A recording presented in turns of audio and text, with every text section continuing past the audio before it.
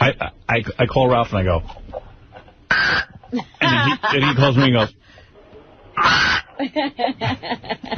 What did he laughed at one thing once, Eric, a sports joke or something. Yeah. That was it. One time he laughed. Eric never laughed. You're so serious. I really do wish you would have... Might have loosened you up. Yeah, I really do. I'm sorry you didn't take advantage of that, but I understand your concern about your parents, but I even think your dad would understand, but that's just me. They're treating you like a baby. You're not. You're a man. It's my opinion.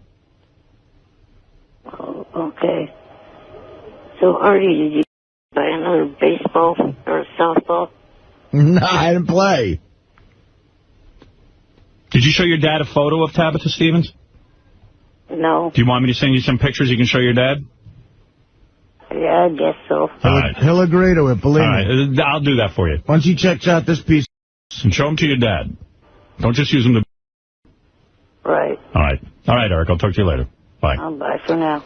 Bye for now. Bye for now is his new sign-off. I know. Yeah. Bye for now. Bye for now. Hey, Eric the Midget's on the phone, Gary. We got to do this. What's going on? Hey, Eric. Good morning. He wants Katherine McPhee's phone number because we've got it. And Gary even called her. And the chick from American Idol. Yeah. I didn't realize I just said that. What? When did I ever ask for that? We told you we could get it for you. Oh. Do you have that little tape? Preview page 2. Are you ready to come in your pants, Eric? Get ready. Here you go. Wait. Give me 1 second. I'm gonna give you something here for you to... With your midget. Hold on a second. Where is that, Gary? Oh, here we go. Ready? Here we go.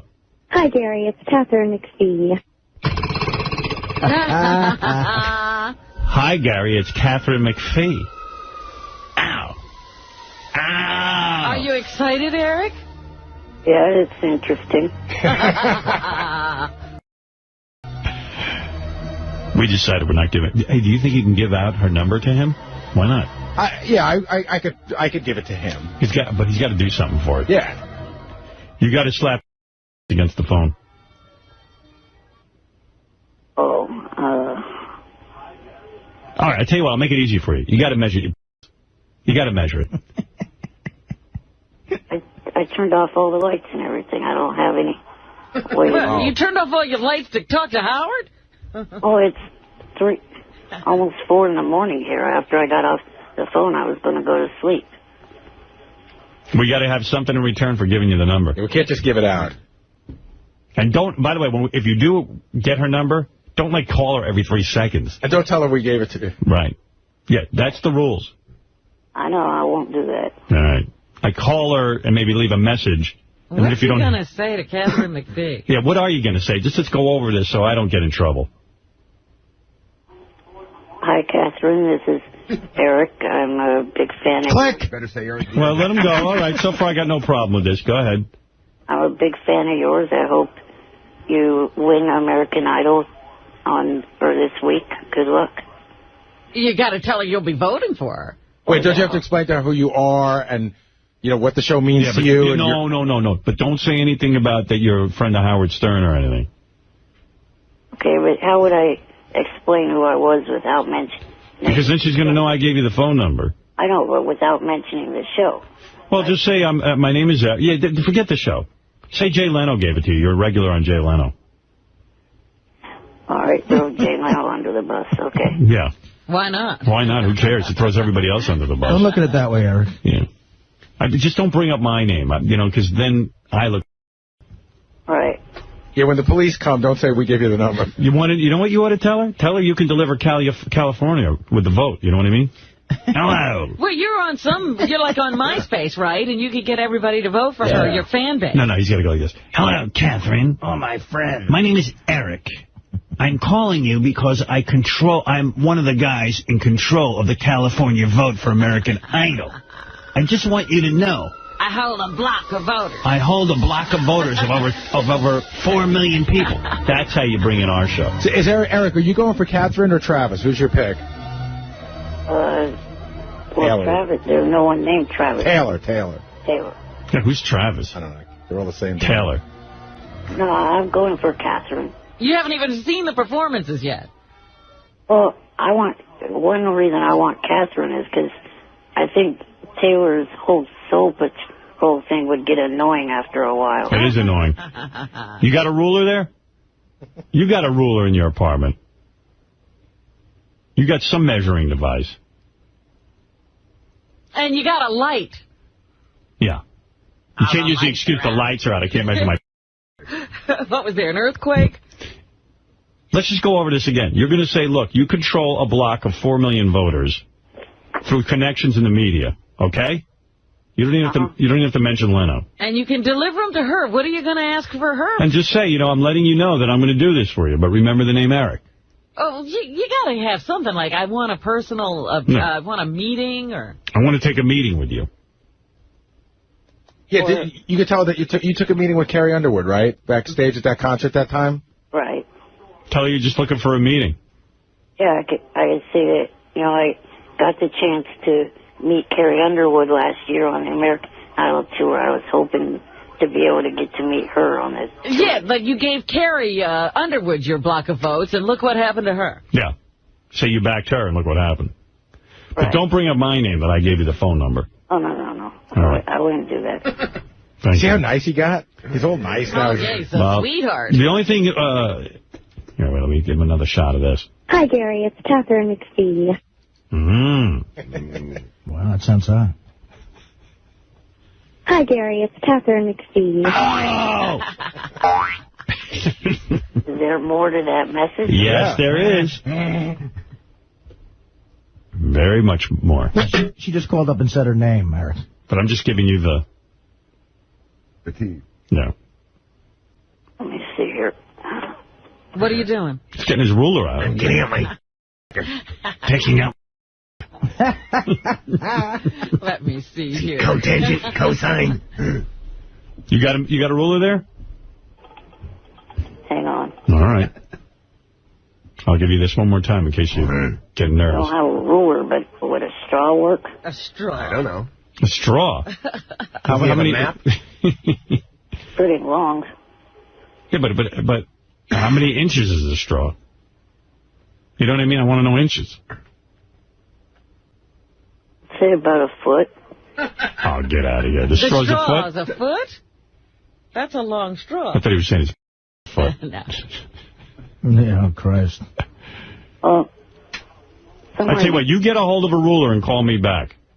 All right. The straw's about 8 or 9 inches. Yeah, but I need an exact measurement. And not from your balls.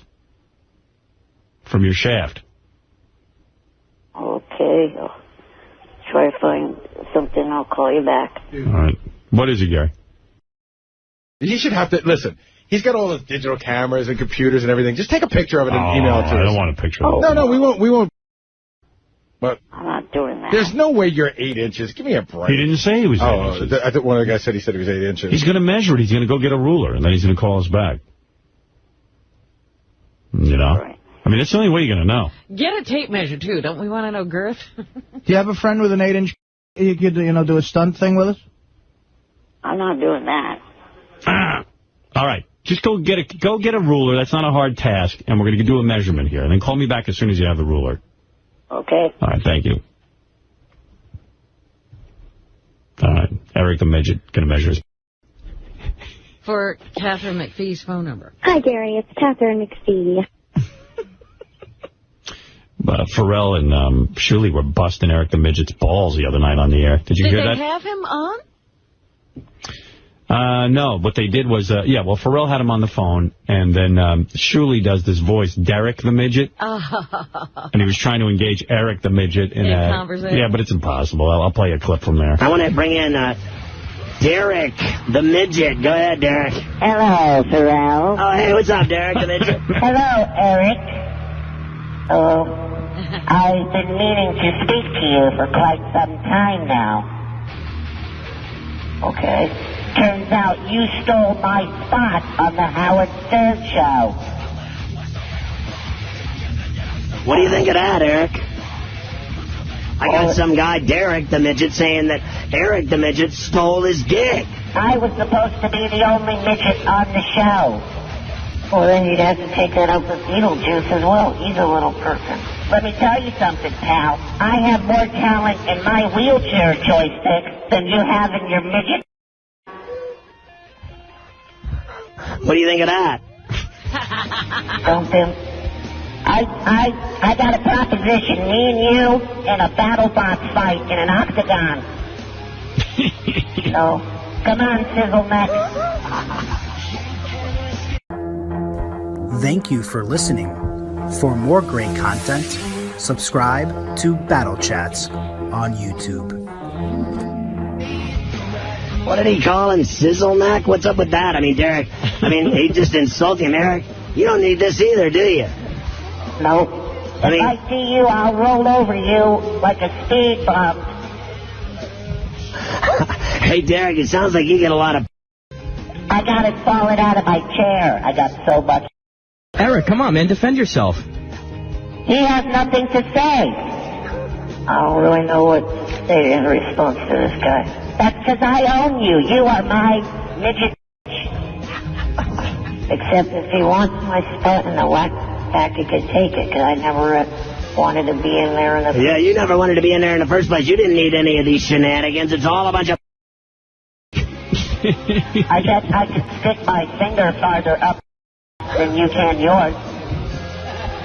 I'm not someone that would try that, so... Would you try a Coke bottle? No. Once, what about you? Would you try... Oh, I just lost Derek the Midget. Do you think he'll call back? Hold on. Hey, Blunts, would you stick a Coke bottle up? What? I don't know. But Derek the Midget was fighting with Eric the Midget. Yeah. Everyone's shoving something up. Discussion down there.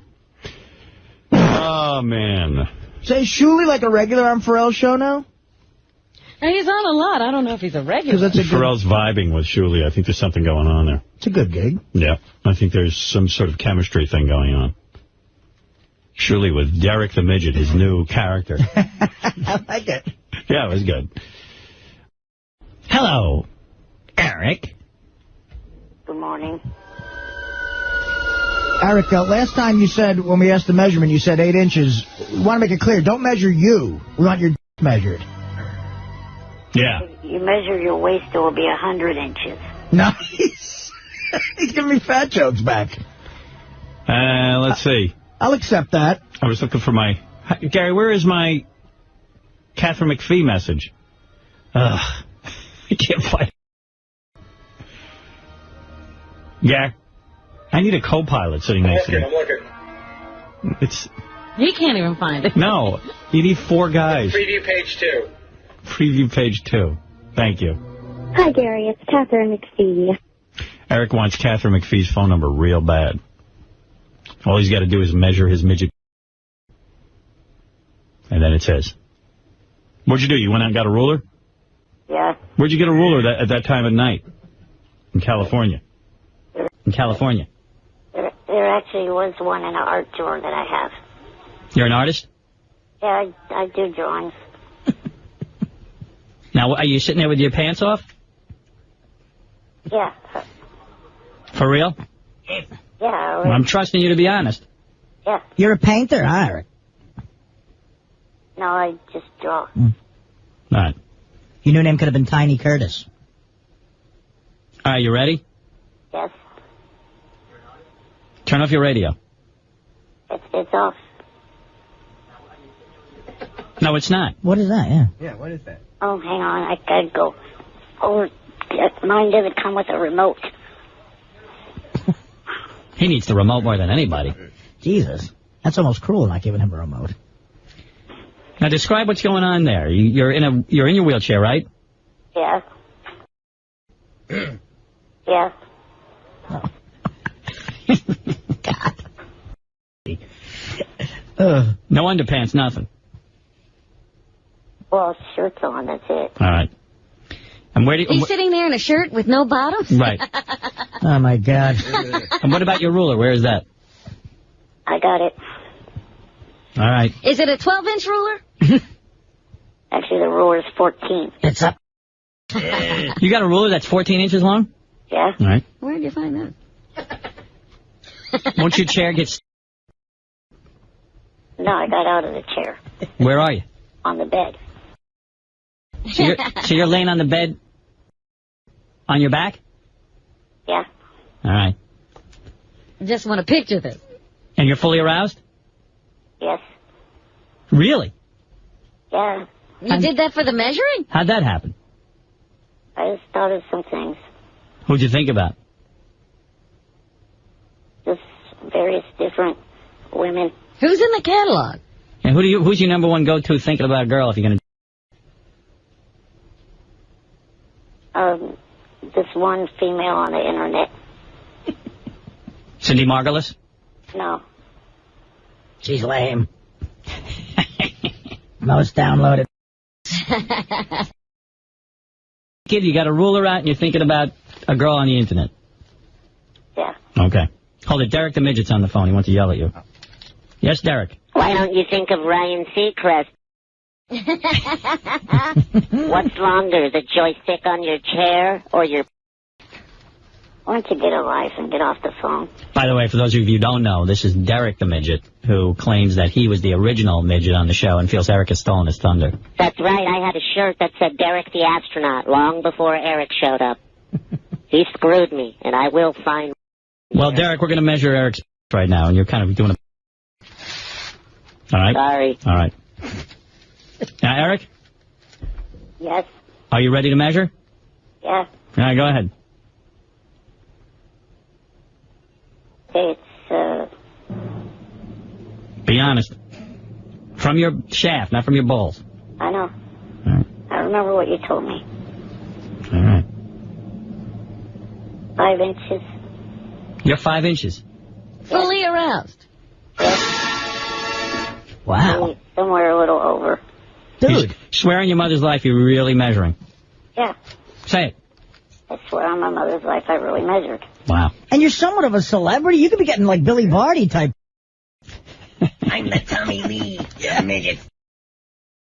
You're a Tommy Wee. I got to tell you, Eric, proportionally, that's not too bad. 5 inches. That's about a third of his height, isn't it? Yeah, it's a 30 of... I think I'm 5 inches. Yeah, I ain't much more than that. If you never want to get a woman off, that's a great size to be. Derek the Midget, what are you? What size are you? I'm 7.5. 7.5 inches? Oh, that hurts. Total height, not my... Wow, 5 inches, Eric the Midget. I'm shocked, Eric. Well, going by the theory that every guy doubles it, it's 2.5. Are you pushing down on the ruler? Like, are you, like, trying to make that base bigger? No. All right. Is the ruler in... Is it at the taint or is it at the ball? Mm-hmm. I was born without a taint. It's a rare condition. Wow. All right. Well, thank you, Eric. Hold the line for a second. Eric gets the number, huh? Derek, thank you. Thank you. Eric, I'm going to give you her number. Okay. Thank you. Here's if Eric the Midget was Tabitha Stevens. Not that quick again. Hold on. I need to start my power chair.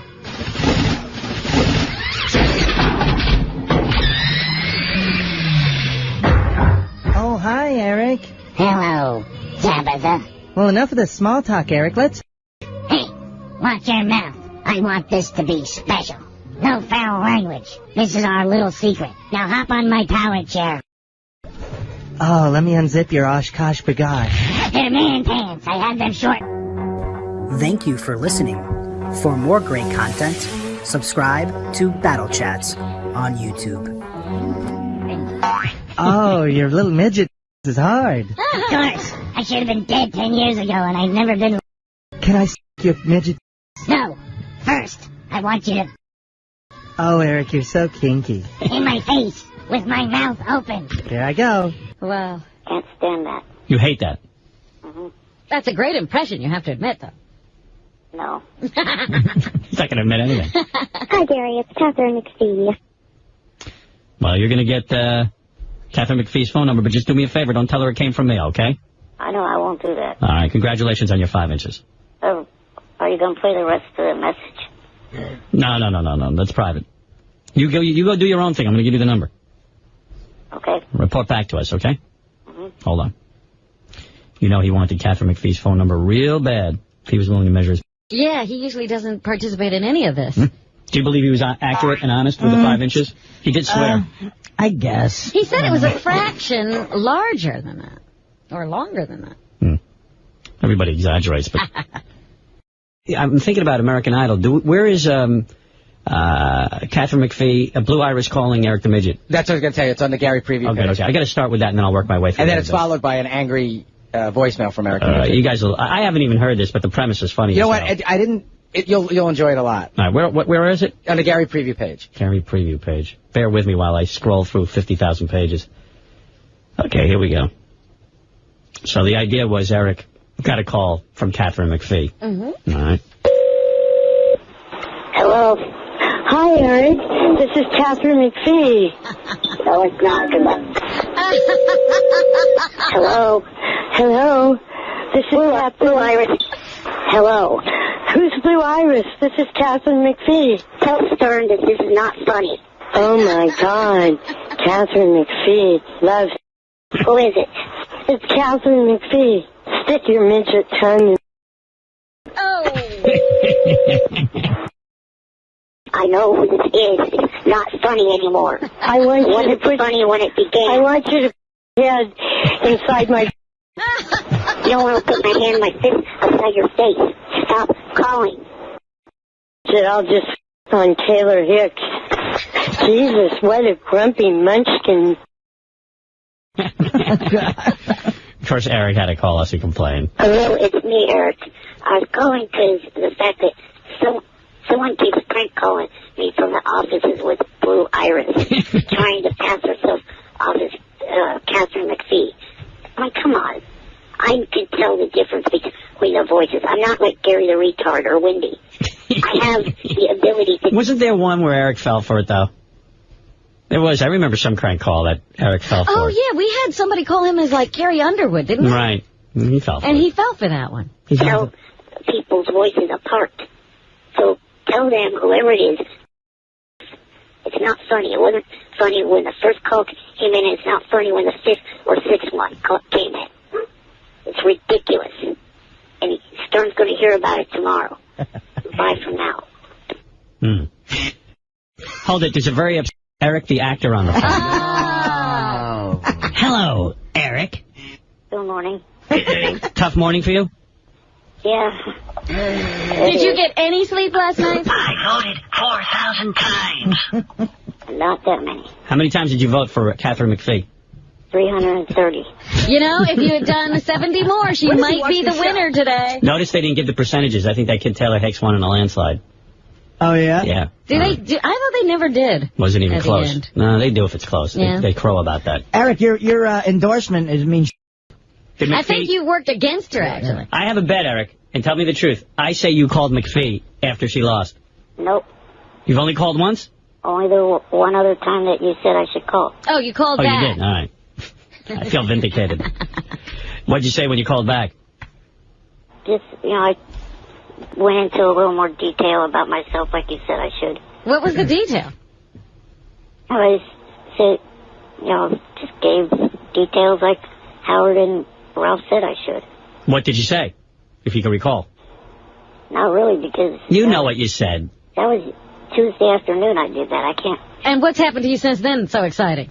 Not much. So much has happened that he can't remember what he said. What'd you say to her? I just told her a little bit about myself and that... What'd you say?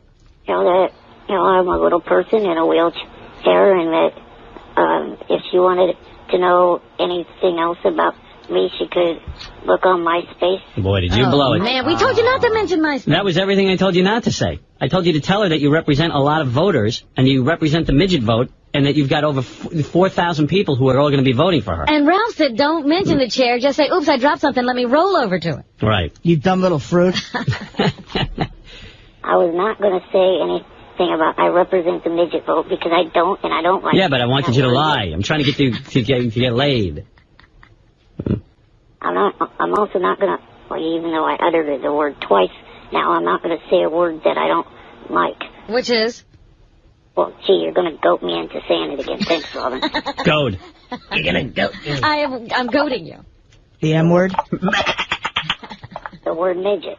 Wow. Hey, Eric. What did you think was the worst moment? Was it Clay Aiken coming out? What did you think was the worst moment? Was it Clay Aiken coming out with that? I thought that was bad, but I also at the same time kind of cracked up at that whole thing. I thought it was pretty funny. Did you like Clay Aiken's new hairstyle? I thought it looked ridiculous. Beth said to me he's covering his ears with his hair. Yes. I mean, he never grew that hair out before, and he did look completely different. I said, look what they can do in Hollywood. Yeah. They can make this nerd look like he's a... Yeah. Now, did you guys notice something? I know you guys put your attention on crying, but did you also notice after the winner was announced, they panned into the crowd and Carrie Underwood had a look on her face like, oh man, the wrong person won. Is that what that look meant? Eric knows, Robin. Don't be a big... Eric's an expert on this show. Hey, Eric, do you ever, like, record the show and rewind it and watch it again? No, not really. I'm trying to download all the episodes and watch them so I could maybe go back over and take better notes and stuff like that. What are you going to do with those notes? Publish your book. What do you think? There's money in them there hills. What do you mean download? You're going to download all the episodes and watch them like in one marathon session? I'll try. Yeah. Because when the people do sounds like a party. They cut the commercials. I see. So you wouldn't have to have the commercials in there. Save you some time. God. Jeez, that sounds... What notes are you writing down? What do your notes say? Detailed notes. Well, what I was kind of hoping to do if I get the chance, like last year, to meet the idols, maybe go there with the notes and, show them, how much big of a fan I am by giving them the notes. Oh, gee. Number 1, give notes to fans. Number 2, send dead squirrel to Clay Aiken. You mean, what you're implying is you want to meet the idols, take all of your notes, and hand it to the idols? Yeah. Copies of your notes. Right. You mean their individual notes or notes on the whole show? Notes on the whole show. I see. You would just compile one set of notes. And what incredibly insane thought goes through your brain when you come up with that idea? I mean, do you think, what do you think would happen if you handed them your notes? That they would sit and read it? You think, like, Katherine McPhee's going to sit and read this? Well, they got downtime when they're going from city to city. Yeah. And rather than the Da Vinci Code, let me grab Eric. Thank you for listening. For more great content, subscribe to Battle Chats on YouTube. Why don't you use your computer and build an invincible mini-plane so you can fly around in it and visit the idols? No. There's no better way to Saturday afternoon in Appleton, Wisconsin than reading one of your notes, Eric. How long is each note on each person? Like, do you go pages? No. Was it like a paragraph? No, it's just about, a line per contestant. Yeah, like, give us a line. What would a line be? I don't know offhand. Like, what would you write about Katherine McPhee? Like last night, what did you write about Katherine? Actually, I didn't take any notes at all last night. Why? He was enjoying the show. Well, for one thing, I got information ahead of time of who won. How did you do that? Well, because... Oh, you're on the West Coast.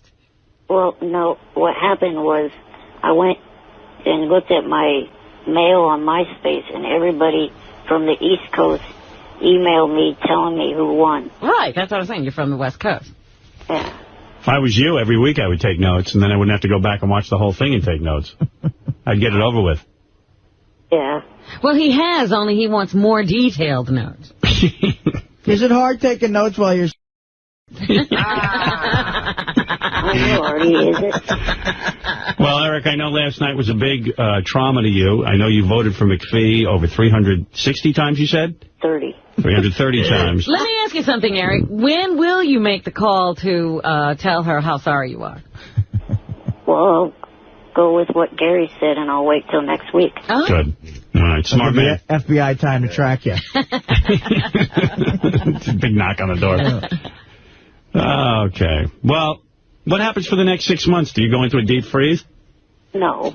What will you do with yourself? What do you turn your attentions to now? The Oakland A's. Oh, yeah. Yeah, I'll watch A's and Giants games, but next week, last standing starts. Oh, last comic standing. You're into that. I'll also be watching.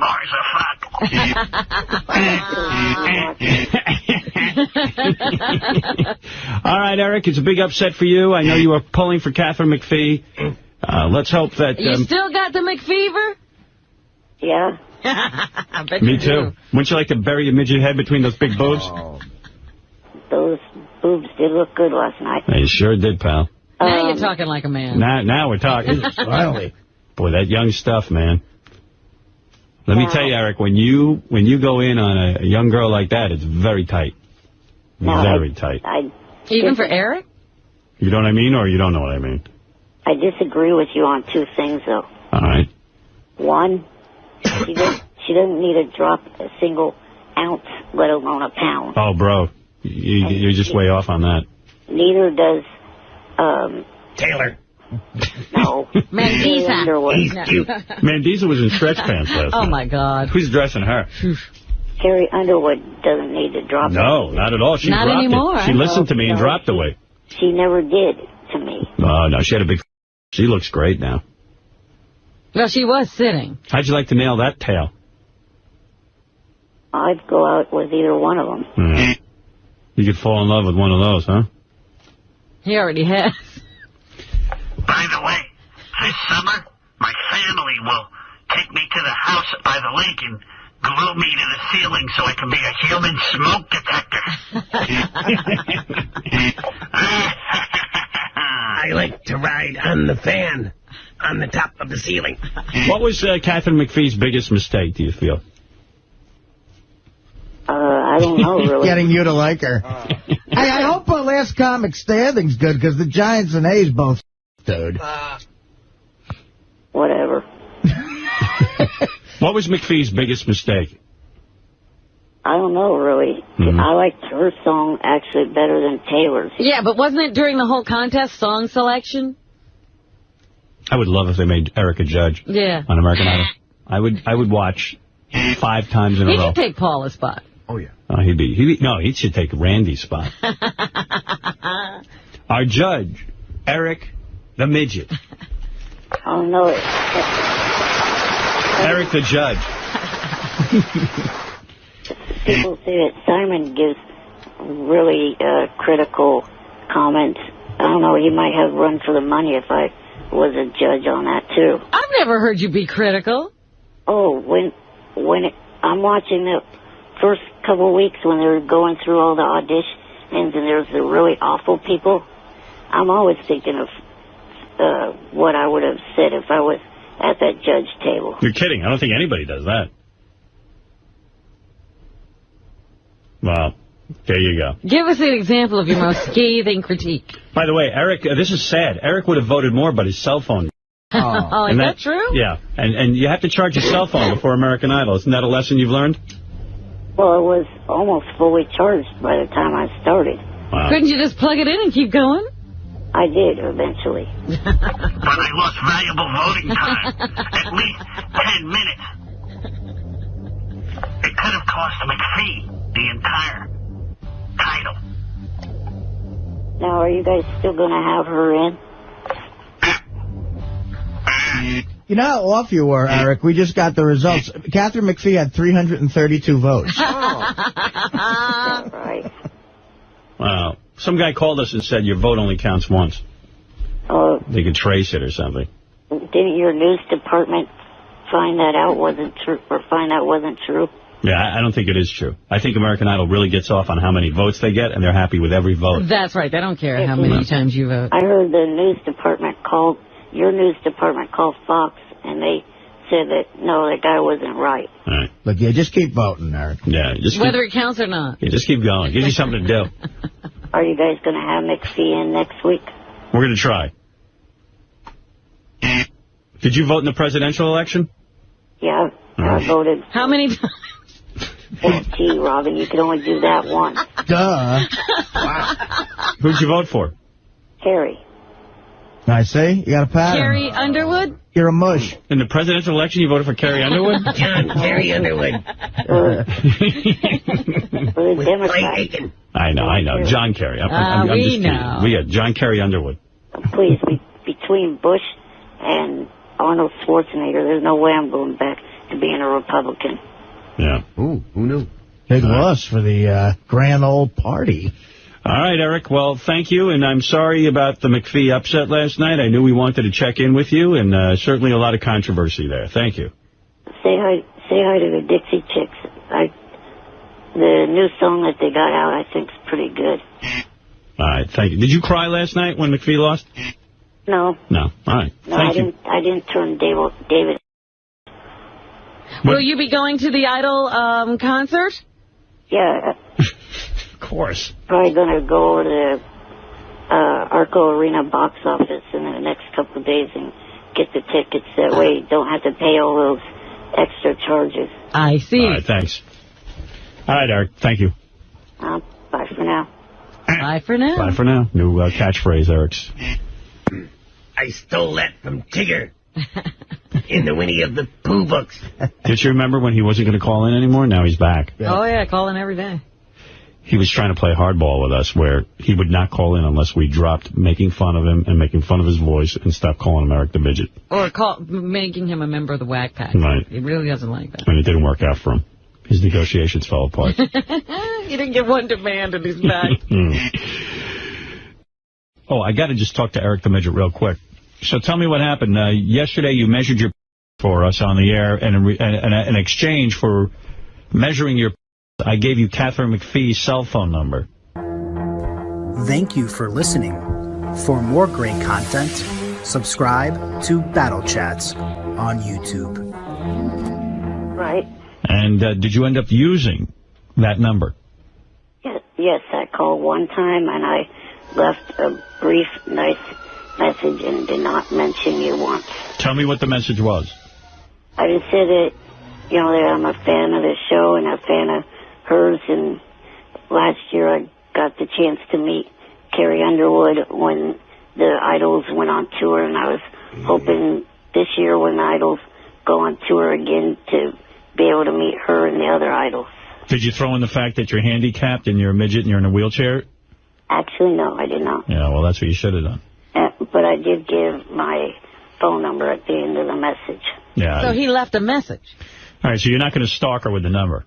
No. All right, good. Was it worth measuring your... Yeah. Yeah. Normally he wouldn't do something like that, but this was too good. He had to have that phone number. And he jumped, too. Yeah. I knew I had the right gift. Yeah. To get that. A lot of people didn't believe that Eric's got 5 inches in his pants. They think he lied because they were like, well, how was he aroused? But what do you mean, how is he aroused? Well, like he called us, like, is he really going to hold on to a boner and measure? I don't know, but I believe Eric.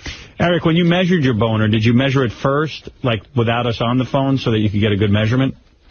Exactly. Yeah, all right. That's what I wanted to explain. The nail on the head.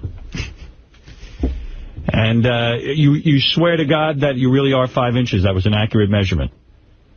Yeah, what I do is I put it against myself and then put my thumb right where the tip, was, and then pulled the ruler away with my thumb in place, and it was right near the 5-inch mark. Right. Now, you didn't hurt yourself pressing the ruler down, did you? No. Okay. Did you measure with the ruler on top of your or underneath?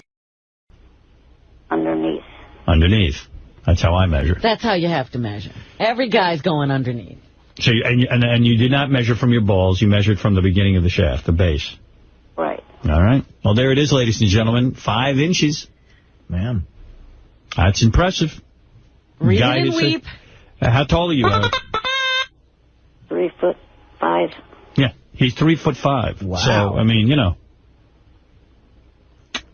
next time I get another Idol's phone number, I'm going to have you measure circumference. Oh, great. Are you circumcised? Yeah. Fascinating. I mean, that's a big, sort of percentage of his total height, 5 inches. Hello, Miss McPhee. This is Eric, your fan. I control a huge voting block of votes here in the California area. And my legions could put you over the top.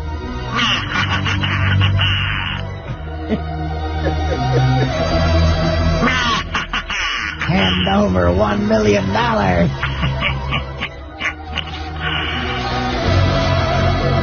am in league with the Maloof brothers. I have their cell phone number. I bet she changes her number now. I also know Daphne Zanuga. Hey, Eric, you know if you don't hear back from her by today, that little phone number is going to burn a hole in your little hand. You're going to have to call again. Yeah, I know you. You're going to end up calling again. The only thing, if and when she does win, I'll probably give her a congratulations call. That's probably about it. You think that's right? If she loses, Eric, will you give her, like, sort of a sympathy call, though, too? I still love you. Eric, I'm going to ask you a favor. Could you not call her till at least next week? Because I spoke to her, or we exchanged voicemails, and she doesn't think Fox would want her on, for the finale. But if she wins, she's going to come on the show, and I just don't want you screwing that up for us. So I'm going to call her the day after she wins, and you leave her alone. Okay, no problem. All right. Eric's a man of his word. We don't want you screwing that up for us. I'll do that, Gary, for $1 million. What was actually the rest of the message? What was the rest of the message that you guys had? Hey, Gary, what was the rest of Katherine McPhee's message? Yeah, he wants to finish Please whacking don't give my number to Eric. Whatever you do, don't give that phone number to Eric the Midget.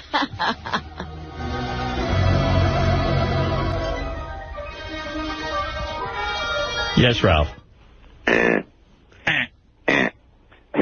Eric, you blew it, man. Why didn't you mention you vote like 8,000 times in one night?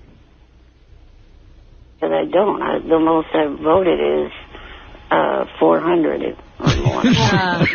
Do you see the percentage last week? That could put it over the top, man. You got to sell yourself a little bit. Eric, did you vote 400 times? Season 3. How many times did you vote last week, and who'd you vote for? I voted only for Katherine, and I really didn't keep track of how many times. But what do? You get the number and you just sit there and you redial over and over? Yeah. Dude, how many times did you vote, you think? Did you, just do that for 2 hours? Yeah, I voted for the full 2 hours. Wow. Is it? You got to mention that to her. Yeah, you should have. Maybe you need to call her. Call her back. Call her back. I forgot to mention. I have my own block of votes. I mean, she didn't even know that you voted for her over 400 times. So as soon as they say the voting is open, you've got the number dialed in, you start... See, Eric, what I'm thinking is if you make that clear to her, she's going to be afraid not to call you back because she doesn't want to lose your vote. Yeah, before the actual contest. Yeah, tell her she's got to call you back, tonight, Or I won't vote for you. I hold all the cards. The one thing I was thinking is, hopefully for you, though, she doesn't have anyone that she knows that was instead of showing her to give me her number. Yeah, we're on satellite. Nobody knows what we're doing. Yeah. Hey, Eric, also, somehow you got to work in that you're a midget and you're in a wheelchair, I told him that. Listen, if you want my votes, you must call now. Eric, don't say you're in a wheelchair. Just kind of say something like, oh, I dropped something. I have to wheel over and pick it up, Be casual about it. You should tell her you're an idol maker or an idol breaker, and depending on her actions. I'm a power broker. I meant to actually say in the message that, or give my MySpace page address to her, but I gotten after I hung up on Yeah, that'll turn her on. Because that MySpace page is pretty groovy. Yeah, there's so many great guys on MySpace. Yeah, but like what's your profile on there? the address to the profile. No, I mean, what's your... Like, what does it say? Don't you have to write something about yourself? Yeah. What's it say on there? It just, talks about my disability and, stuff like that. And that's fun. And also, the different music that I listen to. And fascinating. But the reason why I wanted to give her the address to it was so she could look through the pictures and see the pictures of myself meeting Carrie and also the different cast members of American Dreams and stuff like that. Nah, dude, you're not going to get her with that. She's going to think you're creepy. You got to tell her you're with the ETM agency. She doesn't know that stands for Eric the Midget. ETM Enterprises. ETM Enterprises.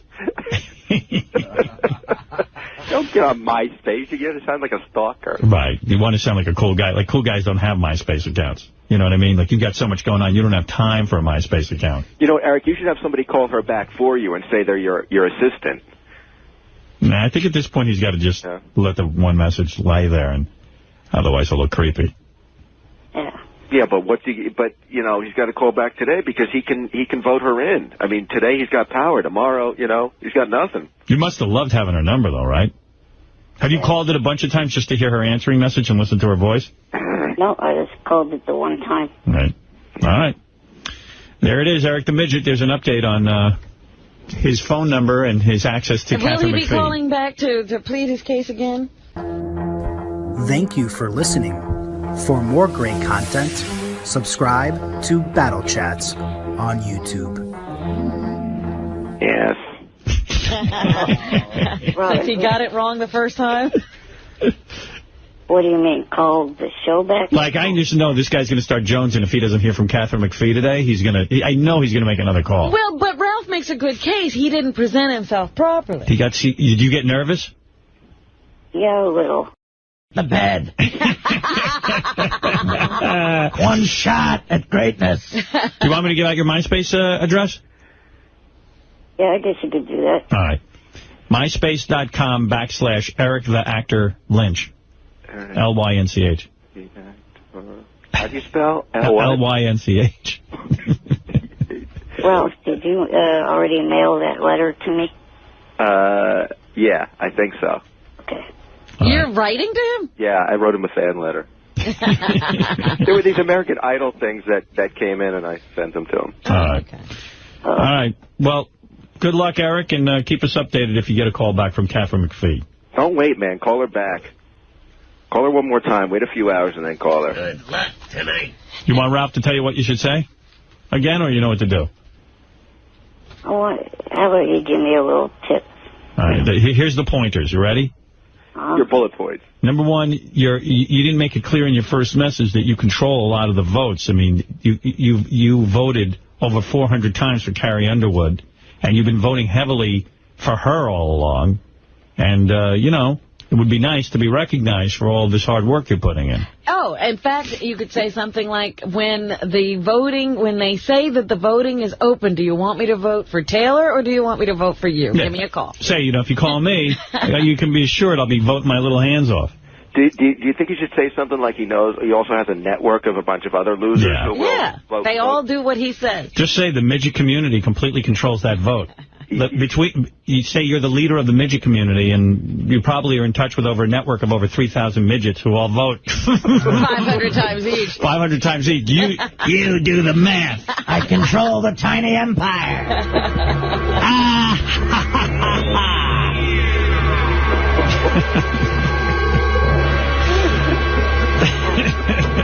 That chick will be pants. She'll call you right back. She'll be right on the phone.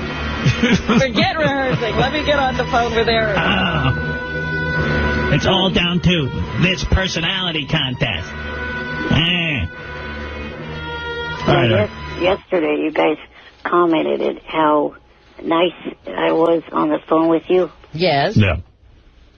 I would be that way every single solitary call if you would just, accept my 3 requests. I'm not accepting any of your requests. We don't care whether you're nice or not. Eric, what are the requests? To drop the 2 nicknames I can't stand. Which 2 are those? I forget.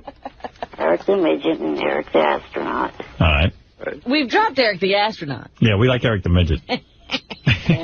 All right, so there's half a request. Okay. Yeah, what's your second request? Stop making fun of the voice. That's not going to happen. Can I do it at home? In the words of Vito Corleone, that I cannot do. Eric, is it okay if you just, like, do it on the phone to each other?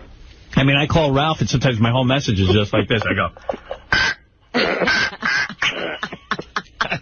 So is it okay if they do it just to each other on the phone? Yeah, just... That'd be all right. He can't hear that. What's the third one? And, stop poking fun at me. Well, that's I like thought the you second. didn't want to be a member of the Wack Pack. Oh, that's... Oh, now you got 4. Jesus. First of all, you got to be in the Wack Pack. You've got a funny voice. You don't know why you're funny. I mean, you fit all the criteria. You look kind of, different. When you look up Wack Pack, they have a picture of you. Right. Yeah, but question is this.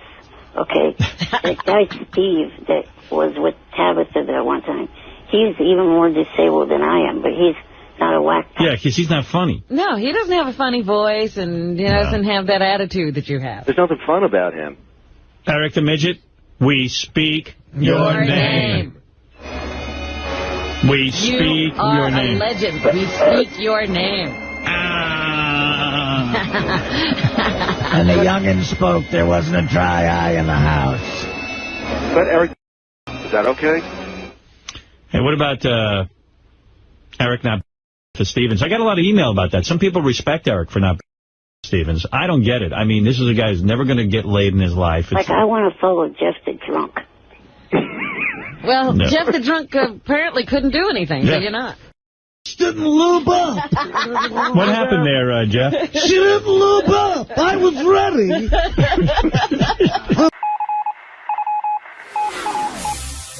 This is the best of the wrap-up show. A recap and behind-the-scenes look with John High and Gary Dell'Abate. The best of the wrap-up show begins now. Hey, it's Sal Governale, and on Monday's wrap-up show, we discuss my past family life, all the crazy things that I've been through, and we also discuss, could I possibly pull off a Ponzi scheme without my wife knowing? It got pretty crazy, but then, of course, old fart Grandpa Ronnie Mund had to stroll into the room, for lack of a better word, and take over talking about his red carpet shenanigans. Who the fuck would want that old bastard on a red carpet? I don't know. See for yourself.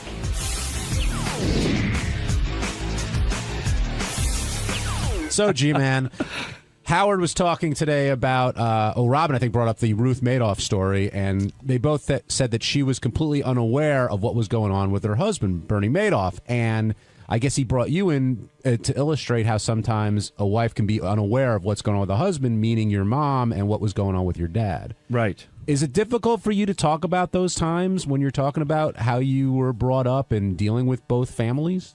When I was younger, it was really difficult. I didn't speak to anybody about it. It was more embarrassing that other people made me aware of my father's other lifestyle. But I find it weird even now. Like, where's your dad now?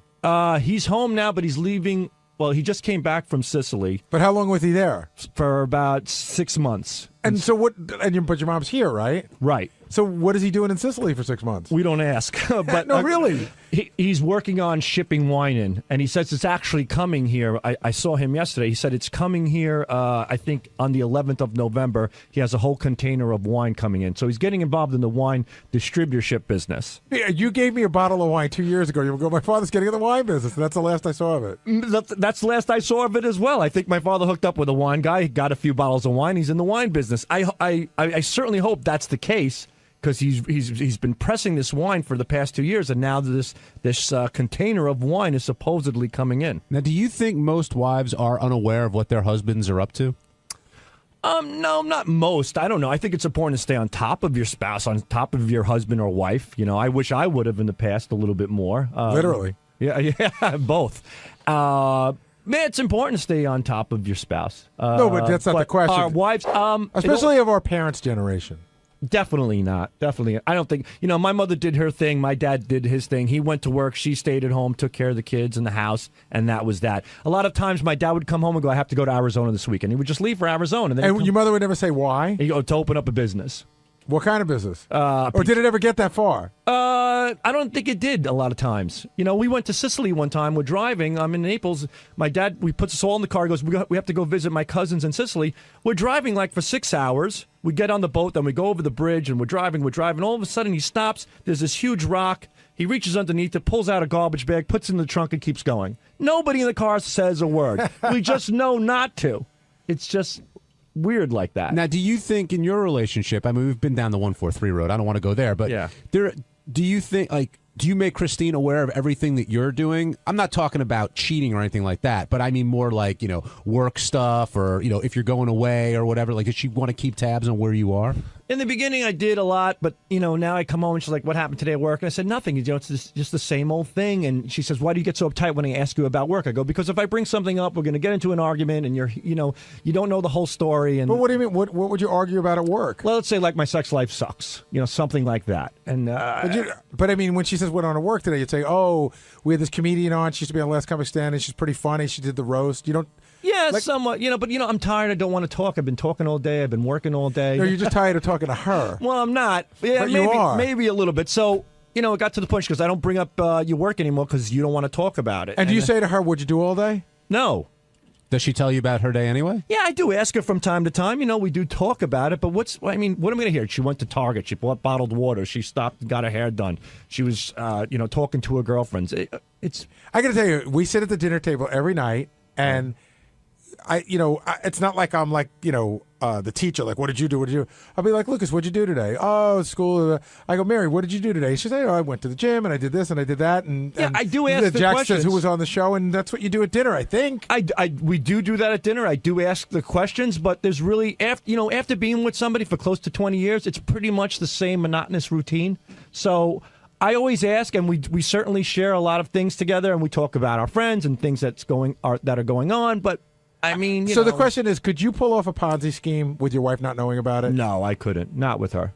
No, she's well aware of my schedule. She does. She puts my schedule together as far as the well. In this case, it wasn't Bernie Madoff's schedule. He had a regular schedule. It's just what he was doing while he was there. That's right. I certainly couldn't pull it off. No. We're certainly in tune and in touch with each other as far as I know. Hey, Ronnie, I see you over there. Are you doing Good Day LA or what? I don't know. Where did this come from? Munfan Network. What do you mean? A guy tweeted that, hey, Ronnie should do this Good guy Day runs LA? a thing called Munfan Network, all promotion about Ronnie Mund. What does that mean, though? It's like a website? On Twitter. Is this officially sanctioned by you, or? I don't give. Listen, I don't give a shit what he does. He puts shit up all. No, what are you talking about? Money? What do you right away? Everything's for money with you. What are you? The funny thing is, about? when Ronnie says he doesn't give a shit, in his world that is officially sanctioned. Are you okay with it though? It's so stupid. No, Stuff. cool. Some of the stuff Do he you puts up follow it? though. Well, it's on my page, so I see it. Well, what are some of the other things you some think of you should do? Like here's some of the, like I could get on there right now probably because I'm sure he heard that he was mentioned on the show. There'll be like 10 in a row of what? Hey, Leonardo DiCaprio, put Ronnie Mund in your next movie. Hey, Donald Trump, make Ronnie Mund the judge at the Miss America pageant. All right, so he's spreading the word. Hey, NASCAR. You make Ronnie a grand marshal at your next race, shit like that. So he said, hey, Jillian, put Ronnie on. Right. So, in other words, you're not booked at all. Pretty much booked. No. Oh, okay. I'm not booked. But you are booked to walk the red carpet. Oh, that's got nothing to do with him. And what is that? You're walking the red carpet for Fox, you said? Yeah, for UFC, the launch of UFC on Fox, November 12th. And they're flying you first class? Yeah. Very nice. Yeah, it's cool. Is it because you have another thing coming up? Yeah, I have up something going on with them, and the guy who's putting the UFC thing together is also the guy who's part of putting that my thing. thing. This is cool. Like, this is like a soft launch of Ronnie. Yeah. Like, Ronnie's coming here, but not promoting anything, but just people get to know Ronnie for when he's got his big gig. Need to be seen on the red carpet. So what's your plan? As far as what? You're just going to stroll down? You got to have a game plan going in. What kind of game plan? I just walk and do the usual me. Gary, you're a red carpet veteran. What advice can you give Ronnie? Give me some advice. Usually when you're on the red carpet, usually they're asking about the show, so just be ready for questions. I always try to figure out how I'm going to handle anything I don't want to talk about. I'll tell him to fuck like off. when Howard's contract was up, and I went to the McCartney I was thing. going to say, your plan for the red carpet is to tell him to fuck off? Well, if I don't like what they're asking me, no, I won't say it. No, I'm only kidding. Well, that's got to be exciting getting flown out to L.A., walking the red carpet. Yeah, it's exciting. I'm all hyped up about it. Are you bringing your girlfriend? No, she can't go. She's got to work. Don't you think? I can't see Jillian not having him. I know there are two other people and others in the decision-making process. Oh, then he put up one also that I should be on Jimmy Kimmel. Hey, Jimmy, he's coming out to L.A. You should put him on the show. Jimmy could probably work you into a bit, but I don't think he could book you as a guest. Yeah. I think that, believe it or not, Good Day L.A., they have like authors and actors on.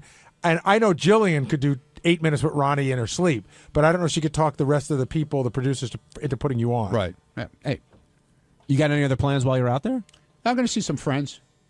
Because mostly I got just one thing going on and then the UFC thing. So I'm getting out there on Thursday, so I'll have some free time and see some friends out there. Well, good luck with that. Yeah, thanks. Hey, it's Gary Dell'Abate. On Tuesday's wrap-up show, we talked to Benji, because Benji brought in his new friend, his girl that he's in love with, that wanted to perform. So we talked about how wacky Benji was acting. He couldn't eat breakfast. He hung around all day doing her sound check. Then we all tried to give advice, and JD even stepped in to give advice on how not to be a friend to a girl. Here's what happened.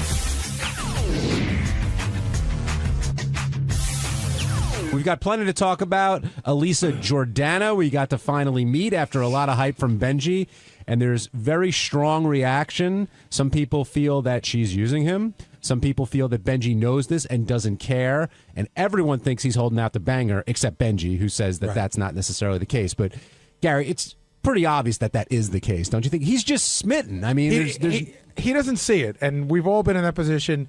But he's like, no, even if, she never sleeps with me, this is somebody I could be around with the rest of my life. But I think we all sort of know in a year she'll be gone. She'll be with the chick he went to the Christmas party, wherever she ended up. Who is the greatest person ever and really a sweet girl, and we're going to be friends forever.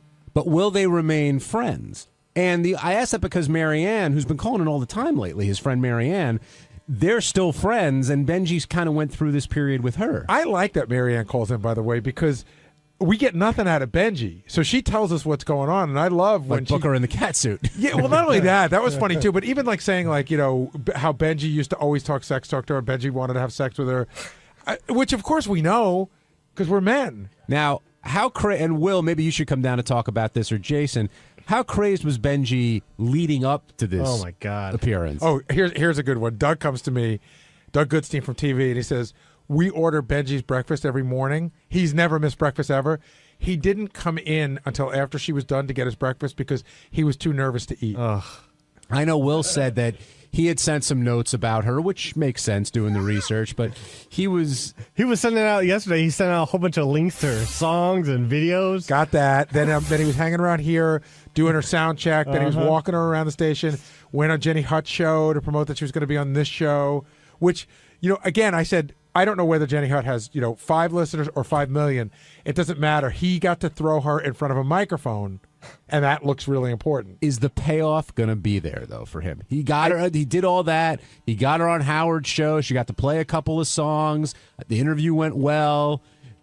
Will he close? The thing is, I've been down this road a couple of times, and I'd say, mostly it doesn't work. But every once in a while, you get somebody on an off night, they're vulnerable and maybe had a little bit to drink, and they get to the sort of like, you're a good guy. Maybe you're saying a fuck of convenience. Well, they give it a try because they really do like you as a person, and then it's just ugly for everybody. It's just they realize they don't like you. Now they fucked you. How do they get out of your life? It's uncomfortable for all involved. Now, Will Murray, I saw you trying to research this guest yesterday, and Benji wouldn't leave your side, it seemed, like all afternoon. I know. Typical Benji. Typical Benji is the one time you actually want to talk to him, he's not here, right? Oh, I know. We're waiting for him. Yeah, he's just, he was a pain in the ass with the notes. He had to constantly look over my shoulder, make sure everything was explained the way he wanted it. He was very worried about how she'd be perceived on the show and actually how he would be perceived on the show. What do you mean by how he would be perceived? Well, the whole ambient story that she told a little bit today, he didn't want that to seem like he was some kind of date rapist? raper. Yeah, which I think he is a little bit. So he was going out on, she was going out on the dates, and he was just tagging along, right, with the and then Ambien feeding her drugs before the date as well. And by the way, Robin brought this up. She said that was like what Nixon used to do. When Nixon met his wife, who wasn't his wife, he met her in college, and he was madly in love with her the way Benji is. And so he used to chauffeur her on her dates, like drive her to her dates, and just figured he'd hang around. Again, this is the whole Al Roker thing. But to me, the vision of Benji 3 tables away on her date is super creepy. Yeah, the whole thing was bizarre. Passing out, by the way. And her too. Yeah, because she's been drugged. Again, I think we kind of flew past that. I know she's an adult and Benji didn't force anything on her, but the fact that he was recommending she take drugs either before her date or before her appearance on the show is so creepy. And who had the Ambien was just lying around. Like, I don't know. To me, that was a fascinating part of the story. But clearly, they're both crazy, and that's why you can make fun of Benji all you want. But a girl that would let Benji sit 3 tables away while she's on the date is equally as crazy as Benji is for doing it. So I don't know what is going on over there. So you don't think she's just a happy, fun-loving spirit, and they connected, and they're Skyping, and there was nothing fun-loving that came off. I mean, she was great. Though I'm not putting her down. She was good on the show, and she was a performer. But no, she didn't come off like a happy, fun-loving person to me at all. Yeah, she doesn't seem like a traveling party. Yeah. She seemed kind of like a downer, to be honest. And and I wouldn't exactly describe her as asexual either. No, she's very some sexual. of those stories. No, she's very. I mean, another one of her great lines today was when I told the story about how she went to Rick's, and Ronnie said that she'd been at Rick's a bunch of times, and she goes, "Oh yeah, they have great lobster. Like you can't get lobster anywhere else in New York City but Rick's." Hi, Benj. By the way, have you ever had bad lobster? Exactly. It's lobster. By the way, for everyone, we are fully in the vortex. But I think it we makes started sense without you to go That's there. okay. I don't mind. No How did you feel That's after? what he wants. So she finally came in. We all got to meet her. She got to perform. But I thought I heard you say you felt a little sad after this was all over today. Yeah, I go back and forth on it. On because like I said on the show, sometimes it's just so much fun to be around her, and sometimes it does get a little sad. So there was a lot going on. Plus, I was really tired. Like we didn't get a lot. But of sleep also, last night. I mean, to be a little mean, like you might have felt sad because you've now gone to the pinnacle of where she can use you. Meaning you. I mean, where do you go from here? No, I listen. It's been the same way for weeks, and No, but this was sort of a build-up. I understand where Jason's coming. Like this was a big thing. Like this was the kind of thing where you'd hope after you get on, maybe even not today, maybe tonight. Yeah. She goes, "Wow, this doesn't get you laid." I don't have any fantasy of that happening now. I listen. I'm fat now. If I met a girl as heavy as me, but had as a good-looking face as me, I would say, look, you got to lose weight. Do you think if you lost that weight, like you're saying, and you're in your ideal shape, do you think that would make a difference? Because it sounded to me like today, it's not going to happen with her. All right. Well, I actually tweeted this recently. The great thing about being fat is you always have hope. But do you Once think I lose all the weight and there's this? But do you think it's only a weight thing? That's the only thing between you and her? I think no. I don't know. I really don't. Howard asked point blank, "Would you bang Benji?" Right. And she didn't say no, right. But she gave the if there was a nuclear war kind of like she was giving the excuses. She gave the being nice answer. Do you think that would really work? Well, it seemed like you got the sort of not that good looking but a great personality. No, I know. Rap. Like I knew when I pitched that as a hey, to have her on. I was just talking to Greg about this. Like there's 3 things going on. One, did I want to get her on the show and like help my friend out and impress her? Absolutely. Did I want to get her music out there? But I thought the premise of is she saying she's asexual? I know she might have been just being nice to me, or I thought it was interesting either way. No. If she's really asexual, that's interesting. No, what you really wanted to do was smoke out the truth. Well, seriously, I know. I mean, maybe you wanted to put her on the spot to get to the truth to say, is she asexual or is she just not interested in you? No, but I thought either way it makes it a real interesting to you, especially. Yeah. But it started to come out in the last couple weeks anyway. So do you look at her any differently after today? I'm very impressed by her because I know she's as great as a performer she is, as talented as she is. She's hardly done any like solo radio on herself. Well, solo is herself, but and I know she was incredibly nervous. Like I know she's incredibly good, but also incredibly nervous. So I'm really impressed by her, overcoming her fears and like doing that. That was another thing that I found really, really interesting. Right from when you pitched her at the meeting, I think she's very talented. But we've had many talented people cross through here. Right. I've never seen you so like into it. And you, I mean, like first of all, even when she was playing today, you didn't even know the TV show was doing cutaway shots of you like bopping and like so. I really do like her music. You know, so I think you really like her. We could tell. I do. I really like her too, but I really like her music also. JD, what advice would you have for Benji? I was also bopping like when Lady Gaga was in. You know, not like this. I don't know. I don't even know. Like, if he's okay with them being just friends, then I'll let him do his thing, whatever. But it seems like he wants. Hold on. But if he's looking, if he even thinks. He's dreaming of a little something more. I think he should just stop. Well, no, because you're really hurting yourself. I get that, and like you said, like I don't think she will meet someone better than me. I don't think that she'll meet someone better than me. I had this conversation. with her during the break. I don't mean better than. I'm saying that will make her happy. She won't meet. That she'll be happy. Like have better emotional. She won't meet somebody. But maybe I'm wrong. Then why isn't she saying, Benji? You know what? You're the love of my life. We should be together forever, always. Because I'll never find anything better. Because she's not at that point, and it might not happen. I agree that, and I might. Like I've said repeatedly, I might say, you know what? It does hurt me too much to see someone I really like this way, but. Sometimes it does, sometimes it doesn't. I gotta say, what happens. I really like the angle you were taking for like getting her drugged up and then moving forward. So I would suggest, unlike JD, is either get more or better drugs. All right. Where do you think this will? Like, it's a year from now. Will you be friends? Will we have never not heard of her for 6 months? Where do you think it'll all be? I don't know. I could see like I don't know. She's the kind of person I could see. If it doesn't work out, like maybe I like her. I like her a lot. So maybe it's someone I want in my life, all my life. And we, so I don't know. JD, you've been the friend victim, right? With some chicks? Yeah. Like, have you remained sort of recently? And yeah, you have to just. It took a little while, but you have to cut the cord. Yeah, but if because it'll kill you. But JD, like I went through some major anxiety over someone, and it's just like, ugh. It wasn't even worth it. But when people were telling you, you know what, it ain't gonna happen. It's time to move on. You wouldn't listen. Well, kinda. There were always the thoughts of maybe there's a chance, but then JD, first of all, I think every guy's gone through this, and I'm assuming you're talking about. I can't remember. It started with A. Ash. No. Oh, it was somebody you else? don't even know. Okay, Ashley Madison. You know her?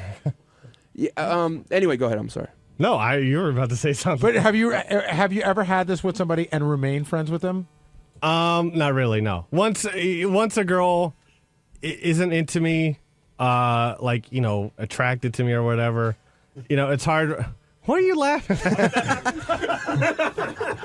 It's hard for me to be just friends with them. You know what I mean? Same here. It's not. Or sometimes it is, and sometimes it's not. Aren't you worried about if something does happen romantically, it's going to destroy everything you've built? In terms What do you mean? Because you could be if we get together romantically. It's like a bad John Hughes movie, but you could be friends with them for a very long time. Then that moment happens. Then all of a sudden, it just didn't live up to expectations. That's possible. I mean, but I'm not looking for a guarantee.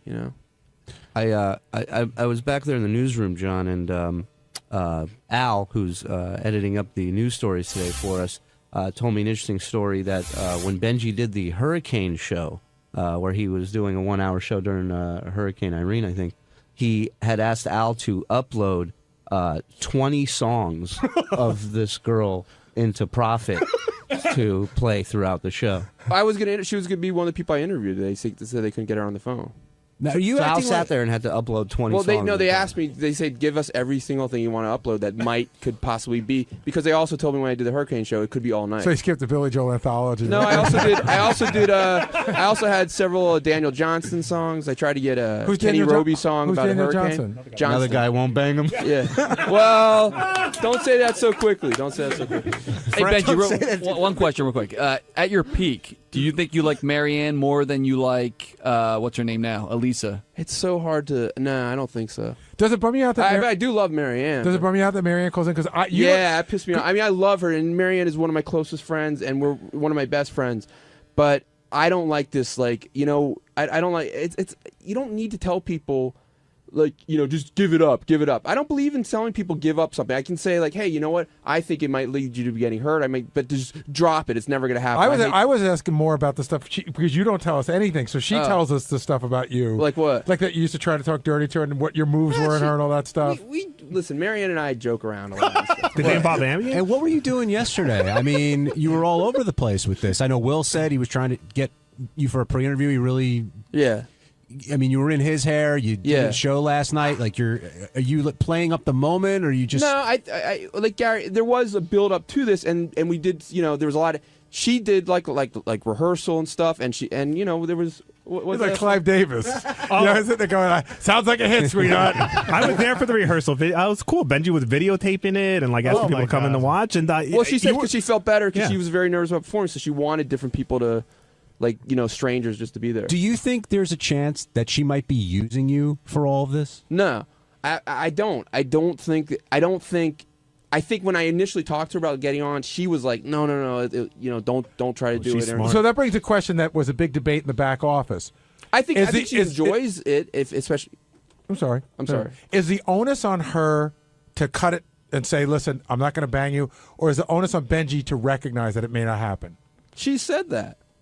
So she's done her onus. She really hasn't, though. She didn't say no. She's left the door ajar, ever so slightly. Yeah. She really has, though, and that's the tough part. Like a sheet of paper will fit through. Well, that's exactly it. But a sheet of paper is enough when you feel like the way you do. That's not when you're his size. If she was playing you, and I'm not saying that she is, but if she was, she's playing you perfectly. Okay. But I don't. I don't think so. I think she has a really good heart. I think that as long if she told you there is 0% possibility you and I will ever sleep together, and then you continue to do nice stuff for her, I think okay, that's not her fault anymore. But I kind of agree with Gary. She left the door open, and in a way, it's definitely using you. And even if she's not doing it to be malicious, it's still using. I think you guys are all cynics. I think that tends to be a lot of people are cynics.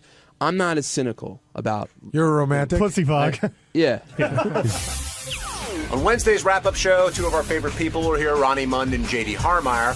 And Ronnie spoke about how you get permission to chain a guest because he was worried about Lou Bellera and Joey Buttafuoco possibly getting into it. So we heard some Ronnie logic, and then right after that, J.D. talked about the email he sent to Howard, which said spoiler alert, and had the spoiler in the subject. Two great minds, all for you.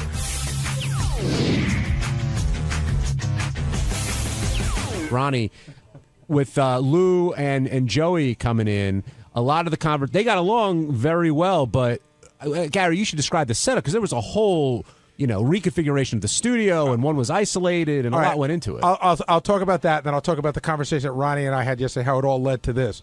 But basically what went on was Howard was very fearful that there was going to be an altercation. And Ronnie and I had spoken yesterday morning. I went to Ronnie. I said, you got extra guys tomorrow, right? He goes, yeah, absolutely, because we knew something could happen. So I get a phone call from Ronnie at like 1. I guess Howard called me when I was down with Tim, and I tried to call Howard back. I couldn't get him. Ronnie called me. Howard's very nervous about what's going to go on. And then Ronnie said something about a ball and a chain, which I didn't understand, which in all fairness, Howard must have said to him. And in my mind, I'm thinking like, handcuffs and balls and chain. Like, we can't do that. Does Ronnie have a security or police type of voice or manner when he's talking, like when he's setting up these plans? We were just talking. Ronnie and I talk about this, like how you going to handle this, how you going to handle that. So Ronnie had informed me, because Howard had gone to the gym, and Ronnie said he called me. He's worried about tomorrow. He talked about maybe handcuffing them or putting them in a ball and chain. But I called the people that work here, and it can't happen, et cetera, et cetera. So I just sort of let it go by because I knew it was an idea that came and went. Right. And then I said to Ronnie, we'd done this twice before.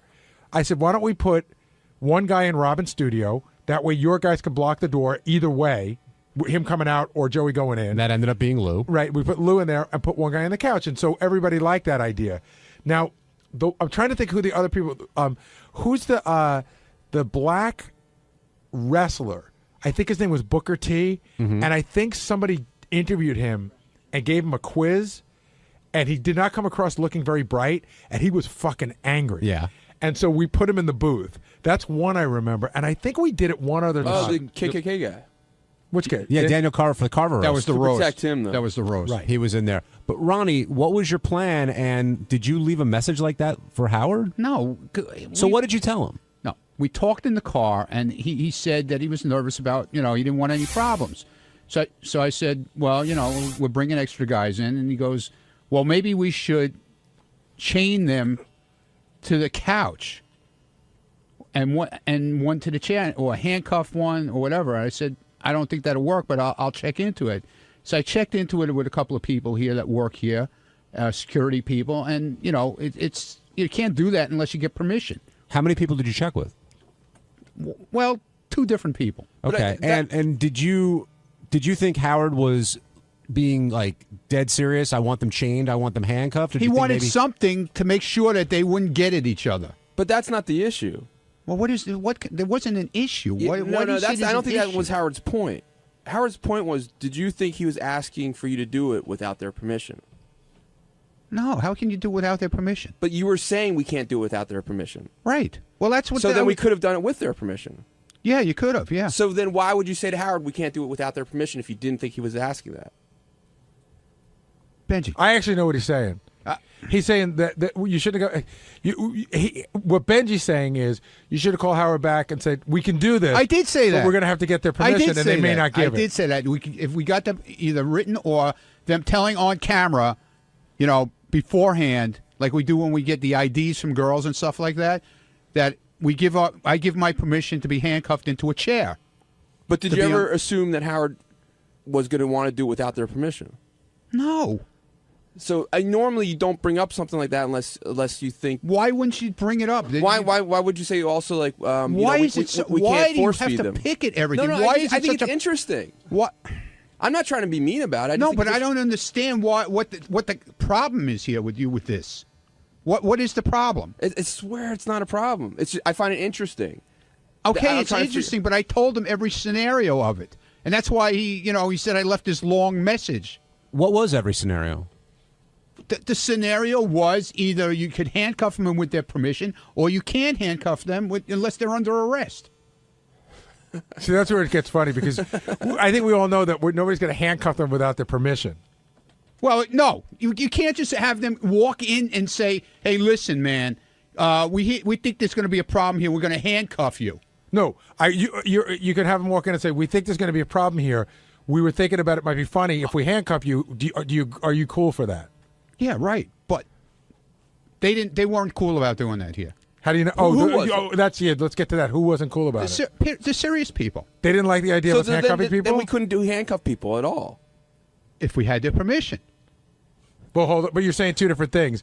Either the serious guys told you no. They weren't happy with it either way, but it can be done if you have their permission. But they weren't happy about it. Wait, so the handcuffs... How much more can I say? Wait, Ronnie, they weren't happy about it here. Okay, so the handcuffs were out, but what about the chains? No, the same difference, John. Chains, handcuffs, the same thing.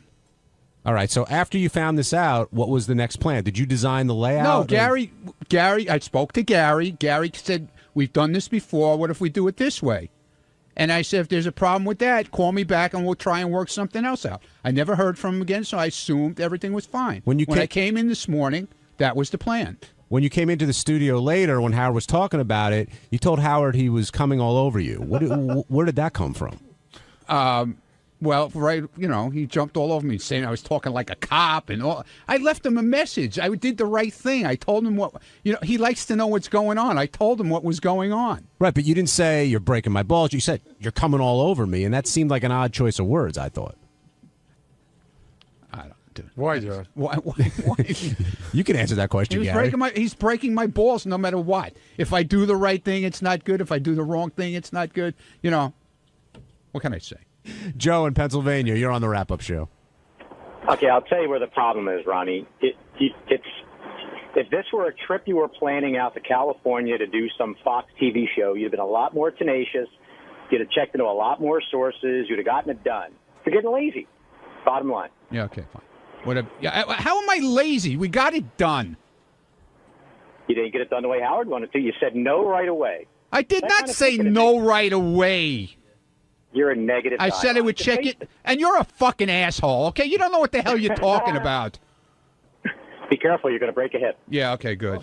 All right, thanks for chiming in there, Joe.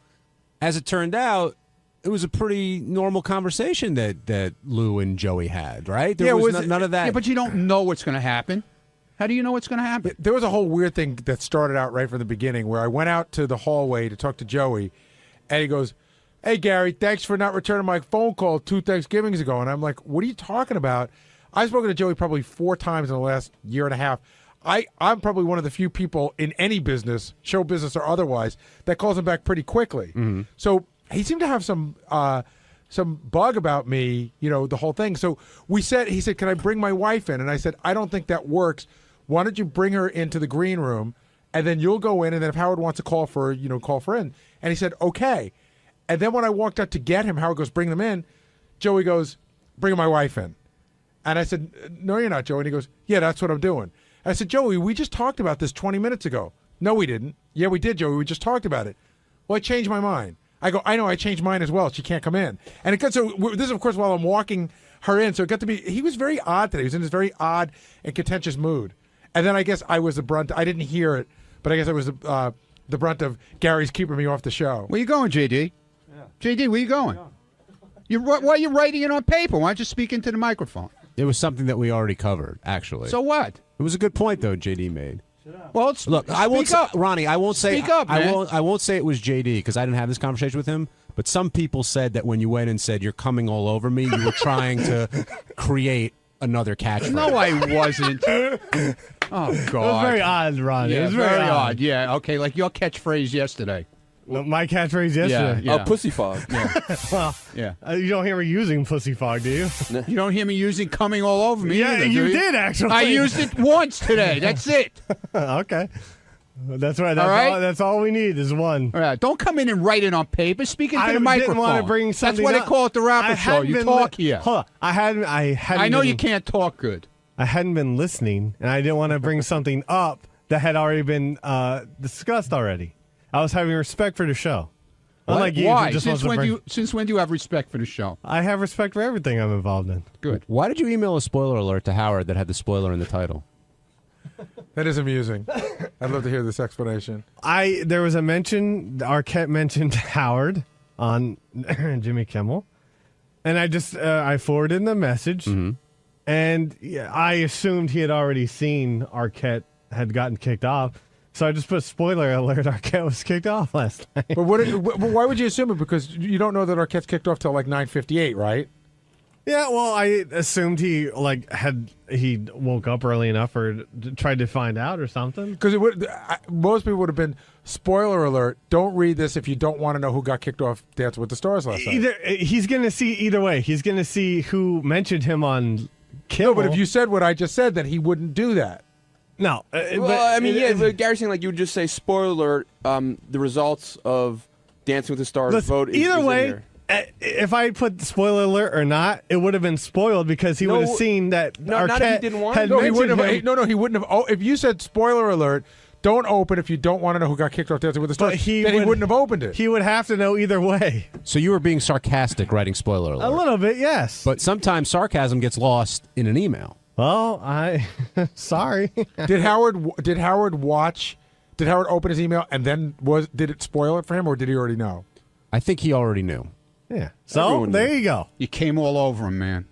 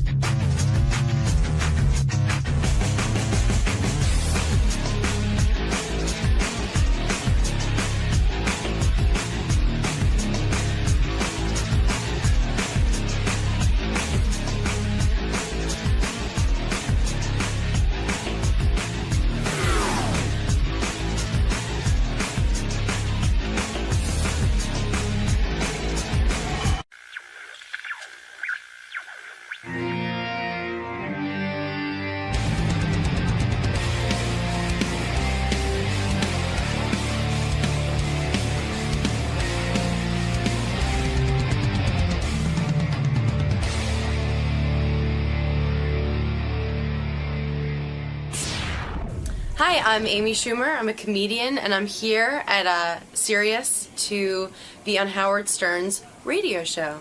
And it seems like people really like it. Now, yeah, it's mildly popular. Yeah, he has some listeners, right? He's growing. He's a work in progress. Right. Yeah. But we have a lot of faith. Yeah, in I think Jesus. It's going to be all right. Oh, of course. The Lord will guide more listeners toward him. As long as you give your soul to the Lord. Oh, it's been given. Okay. My soul's been with the Lord for a while. I figured you had that look to you. Yeah, like I've been saved. Amy, this is a big deal for you as a This comedian. is it. This is the biggest deal there is for a comic. Well, have fun today. Any advice? And just Godspeed, and may the Lord bless you and keep you. He's always with us. And also with you. I should probably play Amy Schumer's appearance on the Charlie Sheen roast to get everyone all excited about her, right? Yeah. Because she's out in the green room, and I got a lot to get to today. I got to still play Richard and Sal's new phony phone call that involves Ronnie. Oh, that was an old one you just played. That was just old, yeah. Amy Schumer is a young comedian. I think when Whitney Cummings went off to do her TV show, they had to get somebody new on Comedy Central who could be hot and be funny. So here is a... hold on, Gary. Slow it down. I'm going to play Amy. I'm going to play Amy on... Do you listen to the show out there? You always see the poor guest getting heave-hoed right out of here. I was listening. All right. I just thought it would be weird to play her appearance while she was sitting here. Okay. Okay? That's how I generally work into these things. Okay. How many years I've been with Because we go over all of this before we get in. Well, all you got to do is listen to the radio. That's why I put a speaker in your room. Hi. Hey, Amy. Nice to see you. Thanks for having me. I'm happy to have you. Look at this. Look at your headphones. Hi. Look at you. How are you? Good to meet you. Good to meet you. Hi. Thank you so much. Oh, we're glad to have you here. What is this? That's this a wire. hurts. What hurts? What's this thing? Let me see. I don't know. It's a clip of It's some like sort. a netting. It's like stabbing me. This is Is it? this is karma. Is it hurting you? I could have it fixed.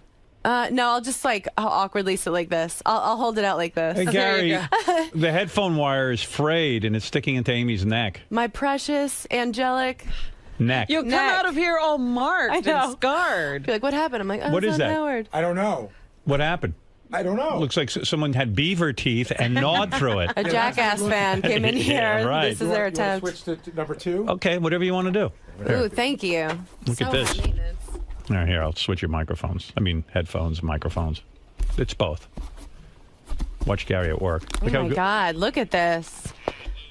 Thank That's you. better. Okay. How you Miracle feel now? worker. Feel I good? feel wonderful. Yeah, I feel good. Amy, so whenever I have a comedian in here and they do one of those roasts, I love to ask them about how awkward it is because when you sit there, It's dangerous. You got Mike Tyson you're goofing on. Yeah, and he was like so gentle, but you do have the feeling like, oh, you could murder me right now. I watched that roast and I thought, I don't think Mike Tyson understands. Like he should just quiet down. Like he was actually arguing with you. He's Like, like, are we going to take this? Like he's Right. like starting a riot. I think some people don't ever watch a roast before Right. they do it, and so he thought it was like an urban like comedy situation where it was like good to participate, but it was like no, he kept talking to me. That's why I had to. did anyone calm him down during the commercials and explain, Mike, this is something where you just kind of Yeah, take Don it? King was there. Yeah. No, nobody. He was. No, Don everyone King's was there to explain it to him. Yeah, everyone was so worried. I think he was like the wild card that they were Right. like he could really blow it, but he did a great job. He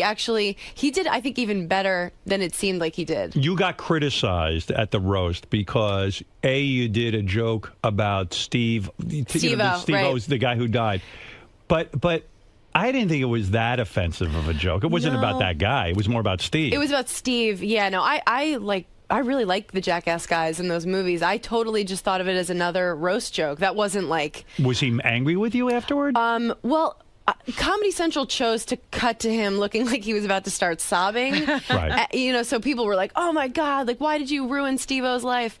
But I didn't think that would be like the joke heard around the world. I didn't talk to him after because he was at the hospital because his nose was broken.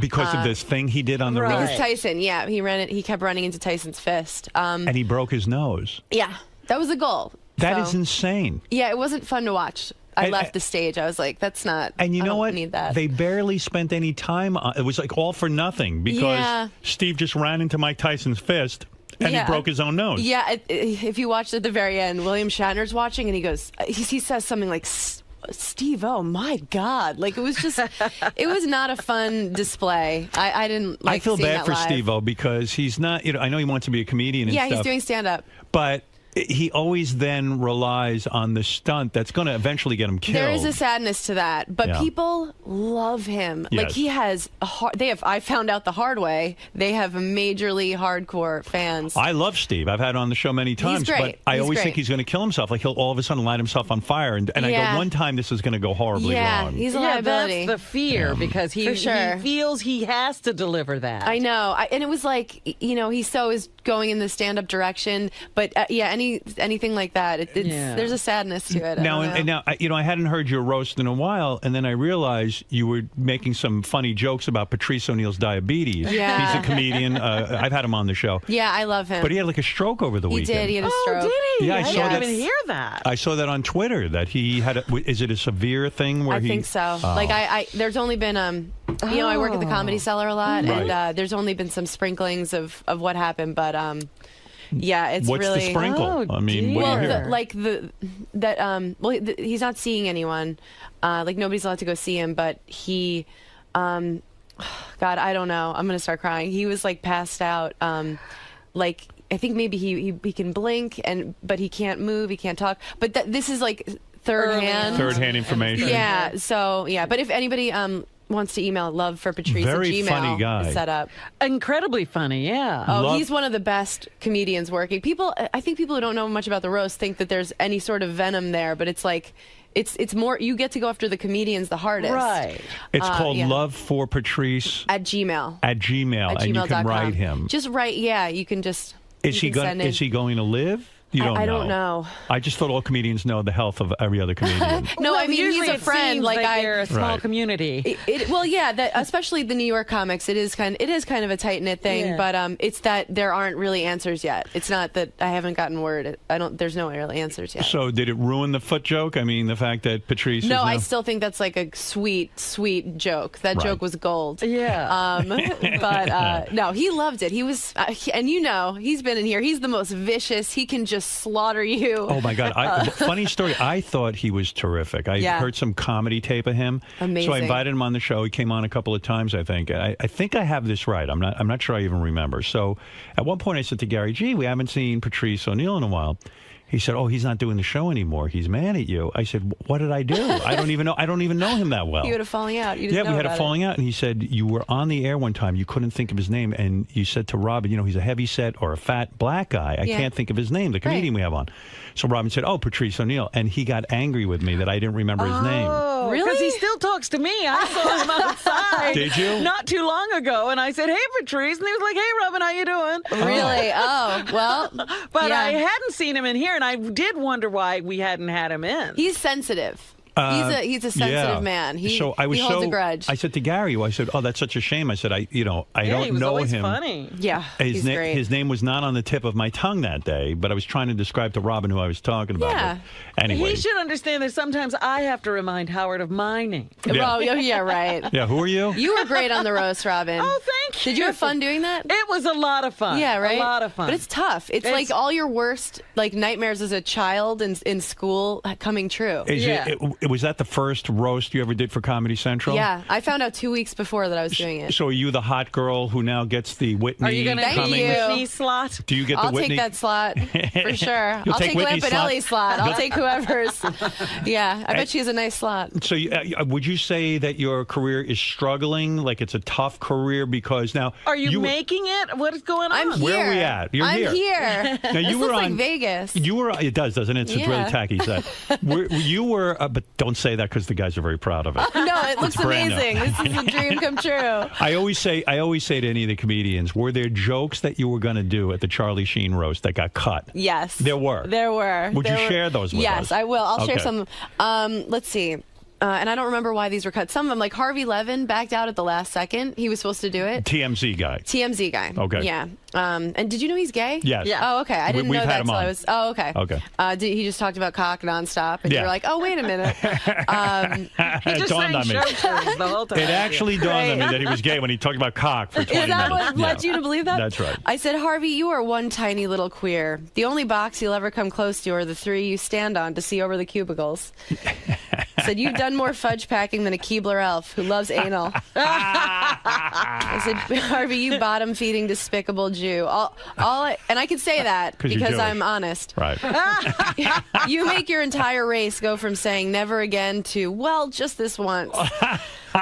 You should have been there. I know. He backed out. I was so bummed. That I would've was been going to so go after good. him. Yeah. Now, do you write these yourself? Yeah. Wow, that's hard, huh? It is. What is the process of coming up with roast jokes? What is the inspiration? Like, what do you do? You just do you sit yourself down in a room and go, I am going to think about Harvey Levin. About what's the meanest, worst thing? What do I think his deepest insecurity is? Right. Or just like my fat jokes about Shatner. I had originally written those for John Lovitz, but Lovitz looked pretty good, so I was like, I just kind of transferred them to Shatner. And then I found out while we were sitting there that he's like in his 80s. Yeah.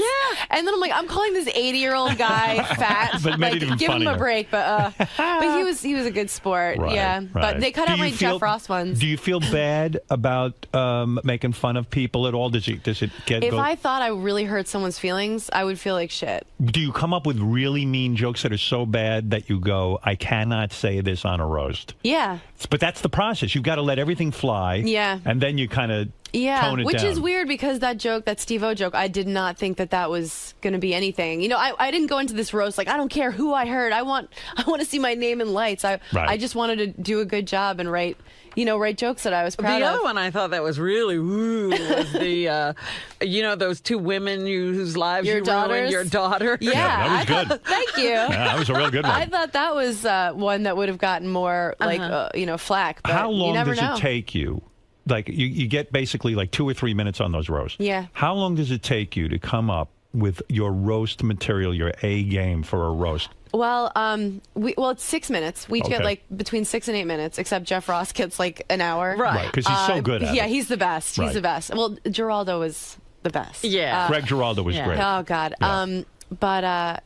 Yeah. So I think I found out that I might maybe do it like a month before. So I just started writing, and going around trying my set out. When I found out I was definitely doing it 2 weeks before, I went to every club and tried out the jokes. Every joke, right. And Charlie Sheen is pretty easy. I mean, that's a lot to work with. And you don't feel bad doing it because his life is pretty awesome. Yeah. Right.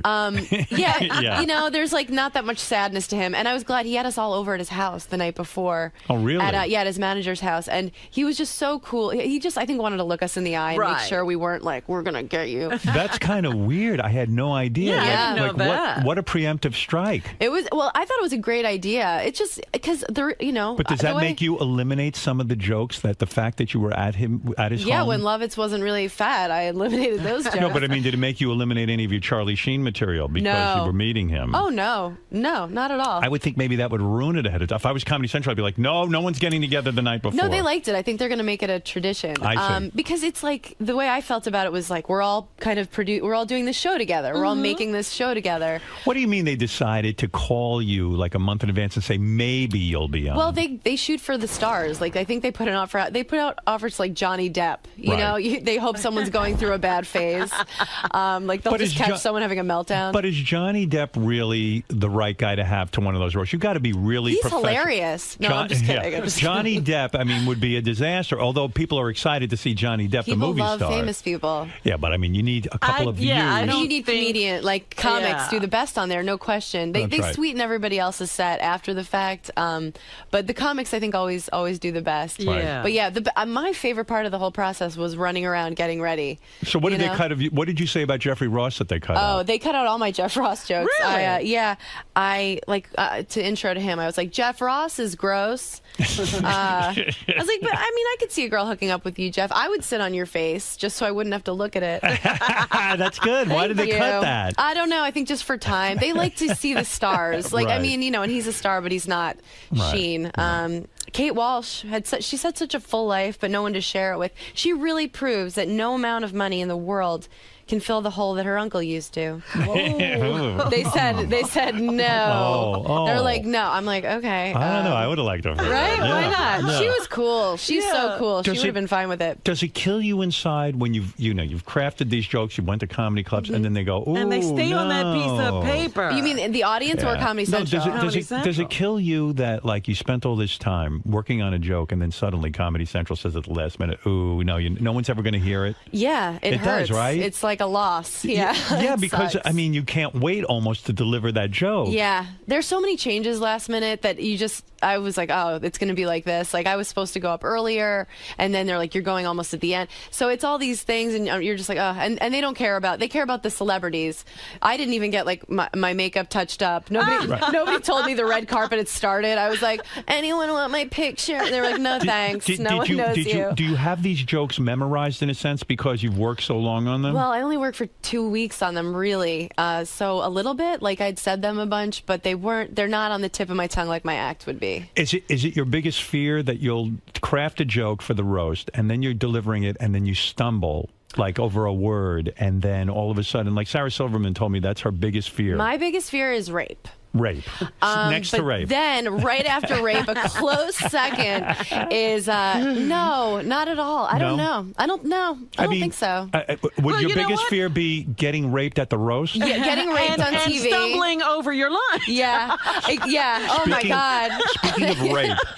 Speaking of rape. Yeah. So the one taboo thing they said to you, you can go do the Charlie Sheen roast, do whatever you want. But Mike Tyson, you can't mention talk about the rapings. You can't talk about rapings. Yeah, but we sort of skirted around that because once they realized, because it wasn't the network that said no rape, it was like I think Tyson's wife, or they were like, hey, can we just sweep that rape under the rug? Yeah. And we were all like, yeah, of course, we wouldn't bring that up. But one of my jokes, I just said, when you speak, you sound like a girl crying. Do you give yourself an erection? But he was like, he didn't even understand that. Yeah, it was that felt bad. That felt like like making fun of someone who was just like, what? Why didn't you say? The whole time he was saying, hey, are we going to take this? I was like, oh, that brings up the rape to me. I know.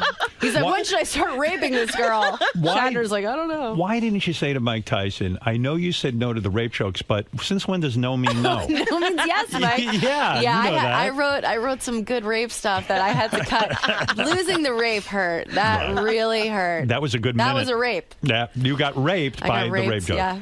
So when you do these Comedy Central roasts, that brings you, like, I had never really heard of you, and you were on Last Comic Standing, and you came in 4th place. Yeah. And yet I never watched that show. No, me neither. Yeah, I didn't care about. I can't even believe is it still on the air? I don't know. You don't even know. Sometimes I'd never seen it before I did it. They don't. I don't think it was on this it has summer. launched. No one. Right. You know how American Idol had Kelly Clarkson? There is no one that got famous off that show? No, not at all, which was a great thing. I'd been doing stand-up 3 years. I was like, who's from out of town? Like doing soft shoe, and luckily no one saw it. So I got to then, for a year after Last Comic, I went around and I headlined because, enough people watched it that you're a draw on the road. I really just got away with it. I'm surprised no one got their money back. And then I went back to opening for Attell and Norton and featuring and going on the road, and now I'm a headliner again. Yeah, right. Did you always feel that you wanted to be a stand-up comic? Was this something like was a burning desire? No, I'm looking to get out. I'm thinking about going to dental school. You want that sitcom? I don't know if I want that. I want to do work I'm proud of, like everybody, Right. But I love stand-up. Where'd you grow up? Rockville Center. Oh, yeah, I know. A horrible place. It is a horrible place. I hated it. I did not fit in. A lot of funny people come out of Rockville Center. That's true. Attell's from there also. I always tell Robin, I thought it was very anti-Semitic. They have the archdiocese there. Yes. They called me, instead of Amy Schumer, they called me Amy Jumer.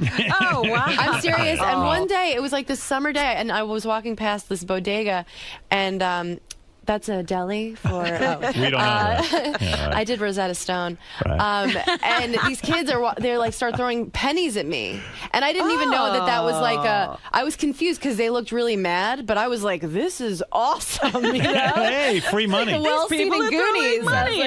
Hey, they like me. They really like me. Yeah, no, I dealt with total anti-Semitism in Rockville Center. They have that golf club and beach clubs where they're like, I'd have to change my last name so they didn't know I was Jewish. It's like the real deal. So how do you end up in stand-up comedy if you didn't fantasize about it? I was a problem child. Teacher's worst nightmare and class clown were like my little awards. Oh, really? Were you really a bad kid? Yeah, I had Saturday detention every single week. Really? Yeah, like Breakfast Club, Saturday What would you detention. do in school that was so bad? I was a huge wise ass. I would say the funniest thing I could think of. Like I just liked making myself laugh and making people uncomfortable. Right.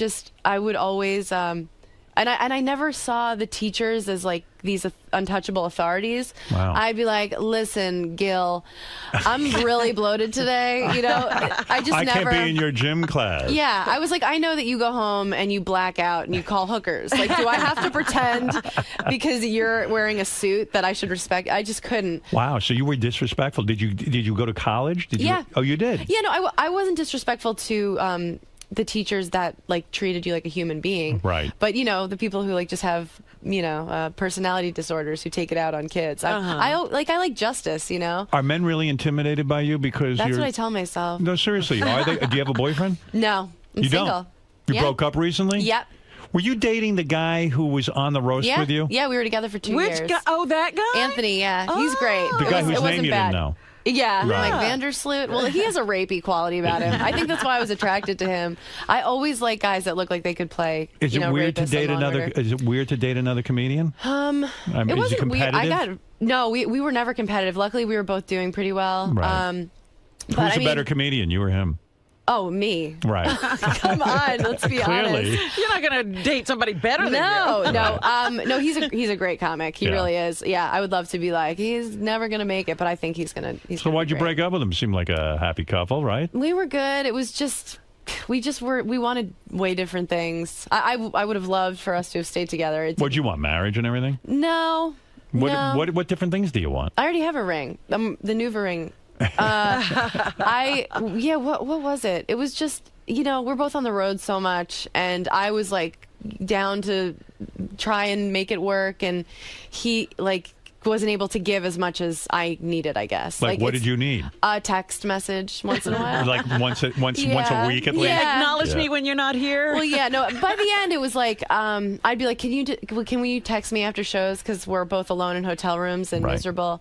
And it was like a parody of a guy like on a sitcom. Like, he was like, "You're suffocating me," and I was like, "What? Am I a waitress you banged in Fresno?" Hey, don't I know you? Yeah. So like you know. He's He young. wasn't for that. No, but I'm excited. I'm How old are excited to you? be single. 30. 30, and how old's he? 33, 32. Do you think he was banging other chicks on the side, maybe? Not that I know of. Right. I don't think so. Like when I've a guy seen doesn't- girls like girls want him. You know, they throw them in front of me. But when a guy doesn't text you, like he's on the You road, think you're he's on the road, busy. and he doesn't text you for like 2 days. Right. I You know, mean, I wasn't even worried about that. Wow. Seriously, that's not why because it doesn't matter. I was like, I wasn't like, go cheat on me. I wasn't like, Demi Moore. I was like, you know, I hope you don't cheat on me. If you do, I hope I never know about it. And don't like catch any new disease. Right. Be Let's just safe. keep the ones we have already. Right. Let's harness those. But yeah, I don't think so. He's not. I thought he would be the type to be like that, but he like gets too drunk. I think that's what it is. I'm like, no, he won't be able to do anything anyway. I mean, but you I wasn't clearly- worried about that. I just wanted a friend, like my best friend, to be like, yeah, the MC sucks, and just talk. You clearly are a funny person. Did it Thanks. kill you inside when you don't win America's funniest comedian? No, I couldn't believe I was on there. I mean, 3 years, under 3 years I've been doing it, and the other guys had all been doing it 15, 20 years, and I'm just like every step of the way my like sort of reality character on that show was bright-eyed and bushy-tailed. Who won that year? John Reap. John Rape? John Rape. John Sodomy? John Rape. Who is this? John who? Yeah, John he's like kind of a blue-collar kind of guy. I see. Yeah. So he won, and you didn't feel, oh, I'm not a funny person, I'm giving up the business. No, I got fourth. I was like, oh my God, this is it. I broke up with my boyfriend at the time. I was like, I'm going on the road. What were you doing before? Sorting mail and bartending. Really? Yeah. Are you, so now you're single. How long have you been single? 3 weeks. You date anyone yet? No. Have you fucked anyone new? No. We broke up one time about a year and a half ago, and I was like, all right, like I'm still like I was in college. Somebody needs this. Right. And I went out and I was like, and I met a guy. Where'd you meet him? At a bar? At a bar. Right. I met a guy, and I just thought he was really hot. I was wasted. That night I was like, oh my God, he looks like the Twilight guy, like Robert Pattinson. Oh, you know? that's a handsome guy. In the morning I'm like, you look like fucking Governor Patterson. Like he's not cute in the morning. And I'd never dealt with an uncircumcised penis before. Oh, he was uncircumcised. He was uncircized. And what was he, European? He was French. Ah, I didn't even French. know he was French. I thought we were both just like faking the accent, you know? But like, I really realized like that men don't warn you; they just like roll it out, you know. Yeah. And so I had to become an award-winning actress. I'm like, oh no, that's totally cool. I'm like, Mom, can you come pick me up? I got into something here. Because men don't ever like tell you what you're about to deal with. You know? never saw an uncircumcised penis in your. I don't think I've ever seen one except for Sal. Who whips I've it never out even every seen minute. them in porn. Like I was like, what is that? Are we having a pillow fight? Like, why is the gnome from Travelocity in your underpants? Yeah. Like, Was it I was gross? thrown. Did it smell or something? Oh, sorry. Yeah. It did. It was gross. So did you blow him?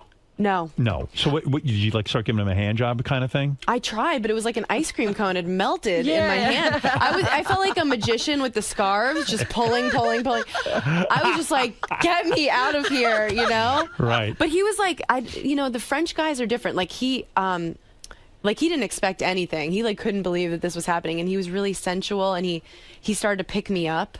You know, like when we're kissing, and then I think he realized that he was in over his head. I kind of got planted back down. I'm like trying to feel sexy, and he's like winded from trying to hoist me. But we were like, he gave up like immediately because he's French. Right. And we know how they are. You know how that goes. Right. But I left in the middle. I really did. Yeah, but it wasn't because of like I was like, all right, like your penis is making me ill, the thought of it, but like this little gnome, but it was. Was it a big penis? It was fine. It was totally acceptable. And so you pulled back, and you saw like there was a whole different vibe I to threw it. the skin over my shoulder like a team player. And so then he put it inside of you. He put on a condom. He put it inside me, and then we had to stop after like a second. Why? Because something was wrong with the condom, and he was fixing it, and I was looking at him, and he was like, "Well, don't look at me." But he was like, "Well, don't," and I was like, "Ew," and I was like, "You know what? I'm sad all of a sudden. I miss my boyfriend. I'm gonna leave," which you can do as a girl. Yeah. Like if a guy's like, "You know what?" You're like, I mean, that's so. Do you ever feel as a girl like sometimes you have to say to the guy, "Okay, he was in me already. I should let him finish. So let him fuck me a little bit longer. I mean, we went this far."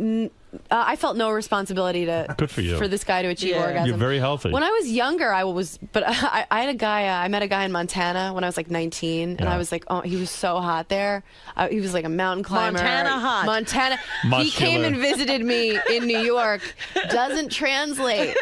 It's like when you get that moo-moo when you go to Hawaii. Yeah, you you're can't like, wear it when you cannot come home. rock it when you're back at home.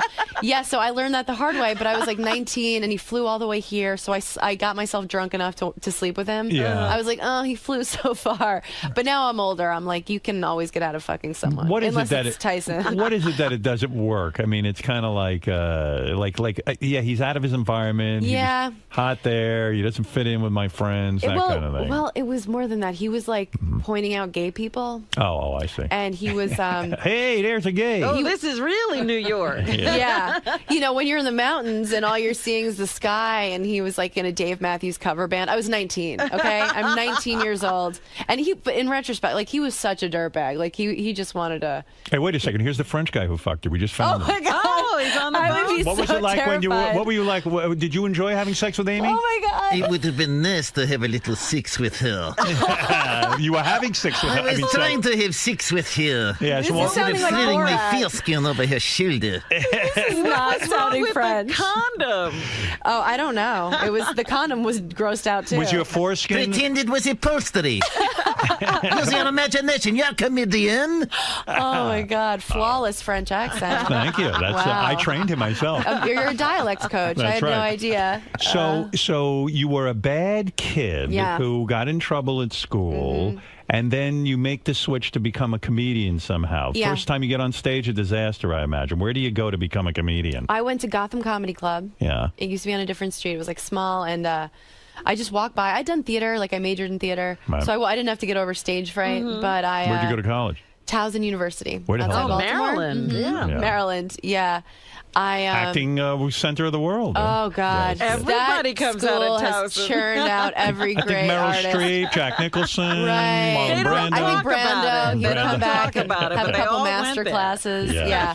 So you went there. Charles Dutton, guys. Anybody? Oh, boy. Rock. And then you got up on stage. Yeah, I tried it. And you killed, I bet, the first time. The first time, yeah. Did you have material when you got up on stage? I walked past Gotham and it said, if you bring 4 people, you can get on stage. So I called, I'm from not far away, so I called people. They came in, and I wrote horrible jokes and delivered them like I was Seinfeld.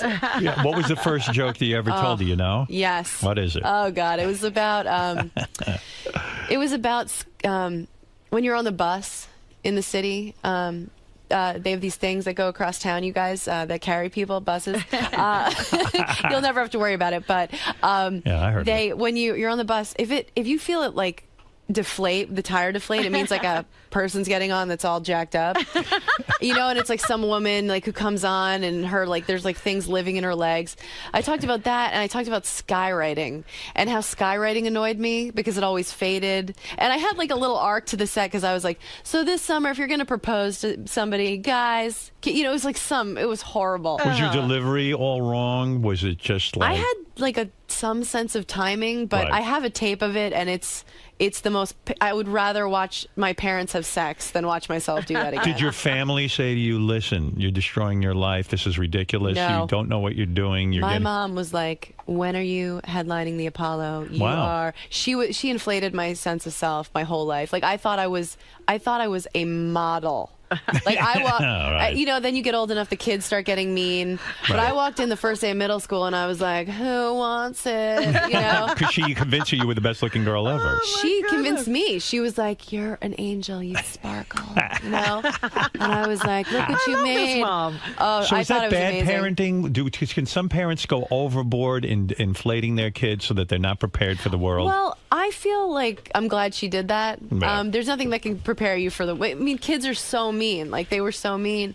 So you're gonna, find reality sooner Right, or it's later. there. But was yeah. your mom in shock whenever you did something bad because she was so convinced you were an angel? Yeah, she would be like you. When I was in 6th grade, I bit a girl.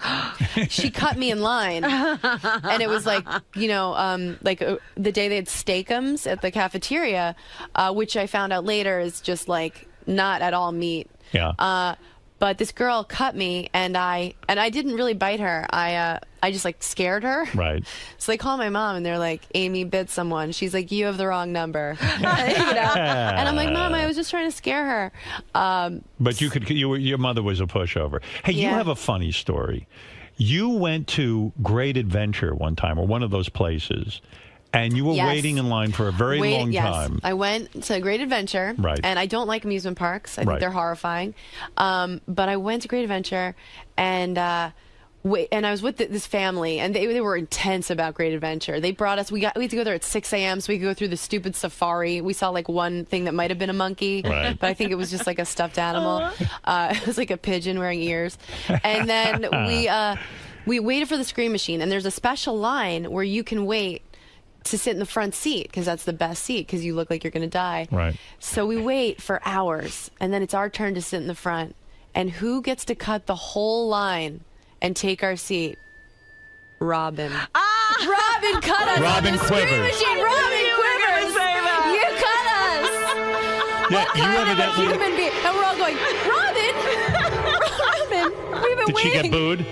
No, everyone was really excited to see her. She knew everyone loves her. She smiles, and everyone. Great Adventure was a sponsor of ours. I remember this, and because if you were a VIP, so to speak, you got to cut in front of the line. Well, they had somebody bring me around to every ride. Right, so you don't. It was way more exciting to see you than it was. No one was pissed. Everyone was like. Well, it's funny because they were a sponsor of ours, so Gary gets told, you can go to Great Adventure, you'll be able to cut in line. Yeah. He brings his wife, his 2 kids. They go, he cuts right in the line. He said he got booed so badly. And people started taunting him in front of it and his children and everything because well, in front of his, they were taunting the kids too because you know what, people had waited in line a really long time, right? And all of a sudden, look who's here, Gary. Money bags, money bags.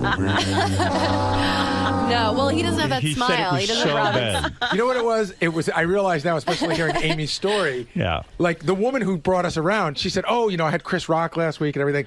So I figure if you're going to get cut, you expect Chris Rock to walk up. You see me, Baba Booey. like what the fuck? What a disappointment. So I was reading notes on you. You were a really bad person because you used to shoplift. You'd get into big trouble. Wow. God, did I say that in my interview? Yes, yeah. I got arrested a couple times. She got arrested a couple times. You're lucky not to be in prison. That What is correct. this? That is Every correct. kid goes through a shoplifting stage. Not like me. But did you? I mean, every kid doesn't get caught. Yeah, well, I was, it was grand larceny. You shoplifted? Oh my God! All of my friends. My mother did not like my friends. Now I realize why. They are bad friends. They would say, we're going to go to Roosevelt Field and we're going to have a shoplifting spree. And I would be in such a nervous panic. I go, well, I want to go along with the group. I want to be a part of this. And they were all terrific at it. I had a friend who could hide whole record albums. There was no CDs. It was record albums underneath his coat. Oh, my God. Another friend would go into like a Barnes & Noble type bookstore and steal every book, hardcover, softcover, everything.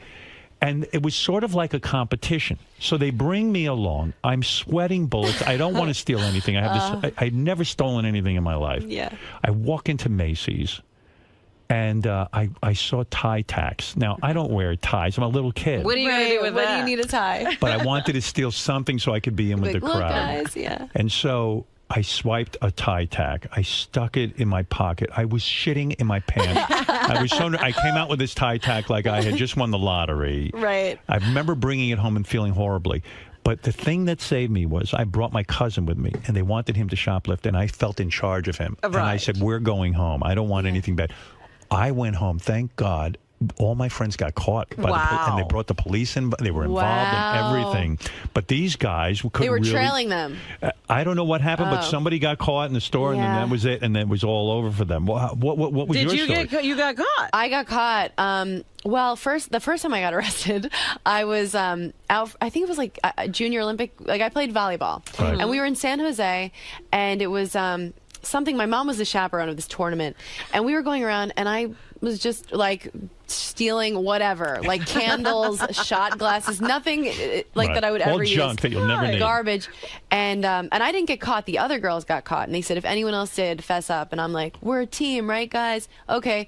I'm like, let's all tell them. I'm like, I did it. Now you guys go. And they're all like, oh, yeah, that's all you. Yeah. So I got in trouble. I got benched the whole tournament, knee pads around the ankles. My mom is just the chaperone, just staring at me. I think she still thought she probably didn't do it. Somebody probably planted something on her. But then the time I got arrested, bad. I want to tell you I was like 14, but it was I was like 21. I was like 20 years old. Oh, really? Yeah, it was. I was at Bloomingdale's and with my. Did you have a problem? Do you think you're a kleptomaniac? Your face was extended. Yeah. I had been shoplifting for a long time. So some people actually have like a problem. Like you're not taking can't go stuff into a store without it. You're not taking stuff you need necessarily. It's just the idea, the thrill of it. Yeah. No, I mean, isn't it sad? Like I'll read some police blotter when I'm in some city, and it's all like this 90-year-old woman was stealing milk to feed her grandson. I'm like, I already have that pinstripe pantsuit, but why don't I get another one? I was like really well dressed. It was college. I was like stealing a lot of nice clothes, but I figured out a way I could return the clothes and get cash. Oh no! Oh, wow. Yes. So I was into it, but it wasn't about what I could get very much. It was the adrenaline. Did you go to a psychiatrist about this? Totally a rush. Did you go to a psychiatrist about this? Not about about this specifically. I Right. mean, I've gone to many Have you psychiatrists. stopped? Do you- Oh yeah, no. You're not going to take our. You're not going to take our little tchotchkes over there, are you? No, I mean, they're gorgeous. They're really everything in this room looks amazing. So you no, got I don't have caught? a problem stealing things. Right. It was only from like So who big caught you? places. Bloomingdale's. Bloomingdale's Yeah, got you. they're real. Beware, they're really tough. And they took you down and they arrested you and the whole thing? Yeah, and Wow. it was with my cousin who is Senator Chuck Schumer. he's not my uncle. What is he? I don't know. He's like my dad's cousin. Oh, so you don't really know him. We know each other. Right. Does he if we root saw for each you? other, I think he hopes that I probably get hit by a train, so my name can stop appearing. Yeah, it's never good press for me. Don't you think the family is proud of you? Don't you think Chuck Schumer even says, "Hey, you know who my cousin is"? I don't know what It she depends is, but on the we're thing. related. Right. Like I think they thought Last Comic Standing was exciting, and being here, they'll be super excited about. But other things, like they don't really like. I was trying to explain to my dad what a roast was, and he was like, "Well, maybe you shouldn't do that." You know, I was like, "Maybe not." What does your dad do for a living?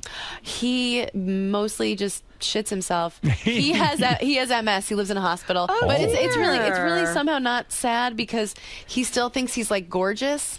Like he's trying to get me to help him set up a Match.com profile. Wow. Like, I'm like, what do you want me to write? Like shits himself and has no memory. He's like, that's perfect. So your parents are divorced? Yeah. And he has MS. Yeah, but he's like happy. It's the weirdest. He's fine. You He's don't totally feel sad fine. about any of this? No, I mean, if I really think about it, it's so like I have seen my father drop heat in front of me at LaGuardia. It was the worst. I was going to spend the summer in Montana with my brother, and he was like, it was when you could still walk people to the gate of their plane. And my dad was like, I'm going to walk you to the gate. Like there were we knew it was getting worse. So we like went surfing for the last time together. Like we, all these last things. And that was I'm really gonna cry. sad. Do it, please. I want you to cry know. now. Let's see it. No, She's a but- bullshit artist. She's not crying. Right. Yeah, she's like, I'm going to cry. Can I have another latte? Yeah.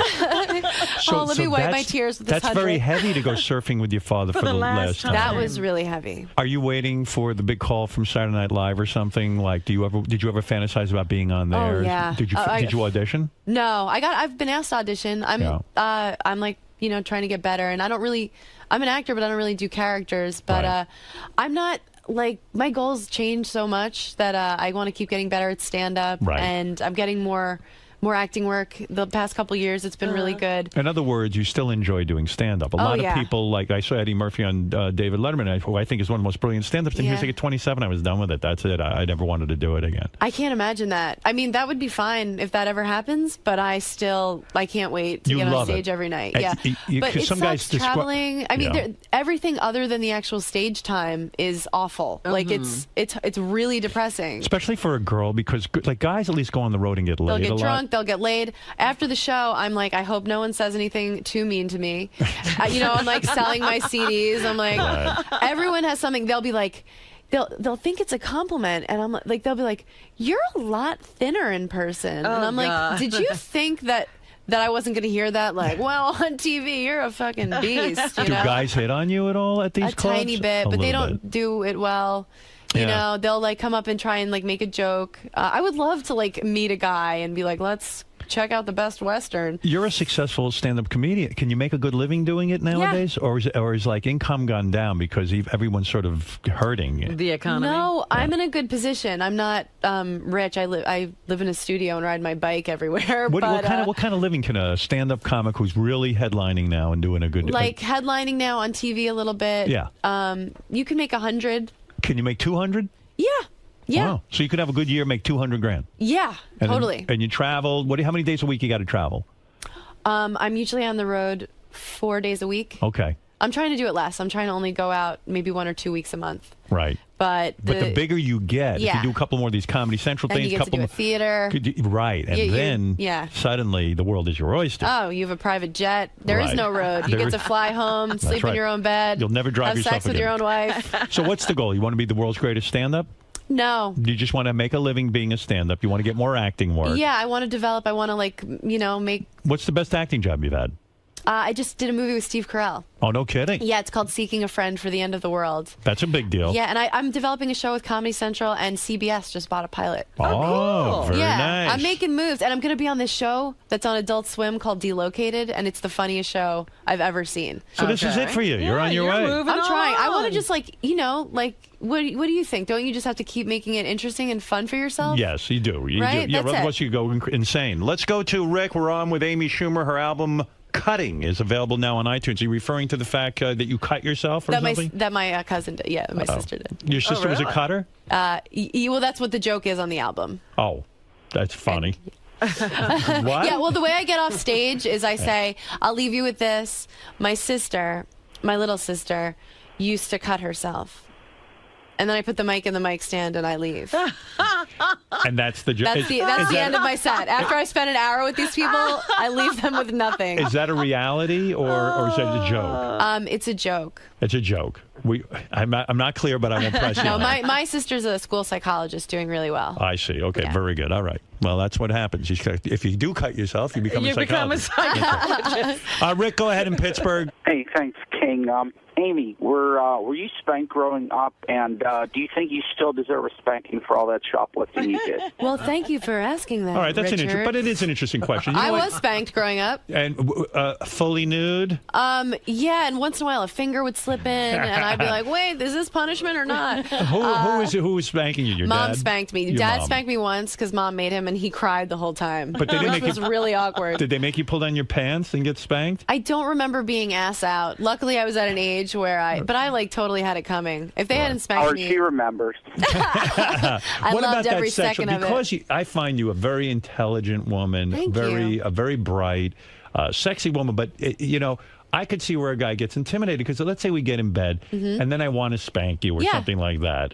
I would think, oh, she's going to think this is funny. She's going to make jokes about it. I mean, I guys, have no jokes in the bedroom. You are able to I am turn dirty, it off. and I have no jokes in the bedroom. What does it mean you're dirty? I like having fun in Not bed. anal. I've never had You anal. talk dirty? Yeah. Oh, you do? I like being talked to. I like talking. But I dated a guy. Yeah. The last guy I dated, he needed, like, the sex got really weird really fast. Which I guess it has to. Because if you don't enter that stuff in early, like, after 5 years and you're like, it's hard to put well, it you in. wear this rice patty hat, you'll be like, where's this coming from?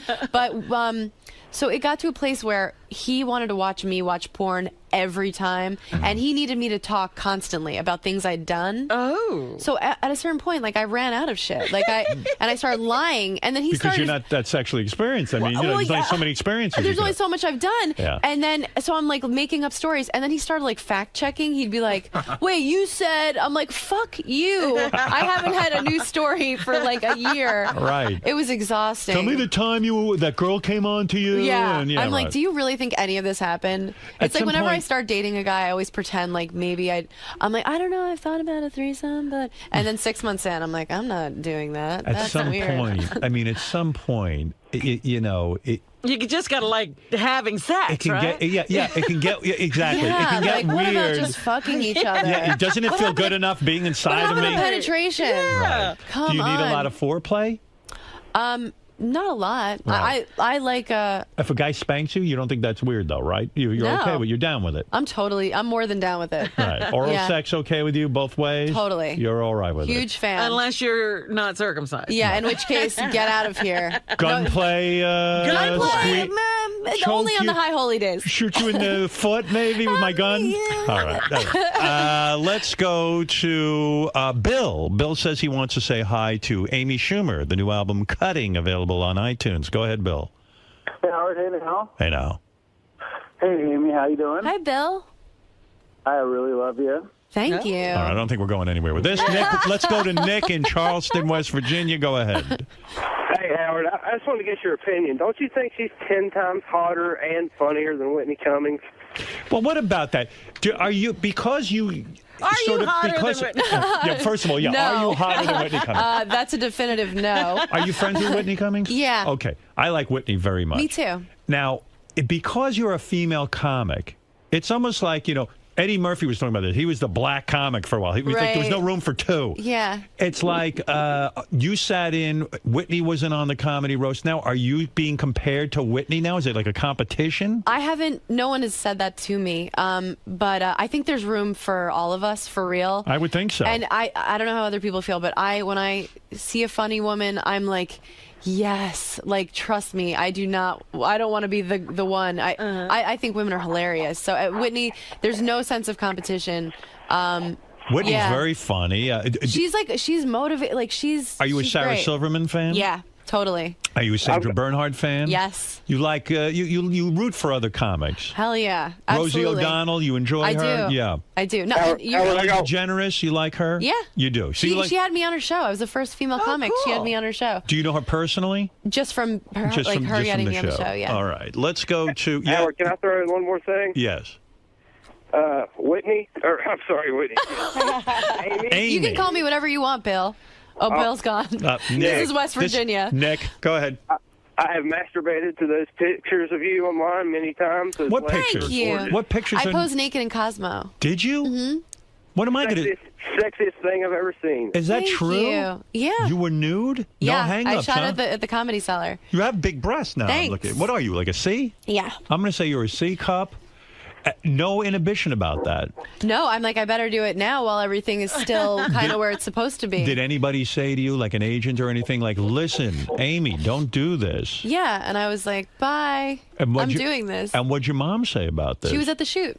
She was there. She was watching the door. We did it at the Comedy Cellar, and she was making sure no beer deliveries came in while I was... You showed the vagina? No. Just the titties? Yeah.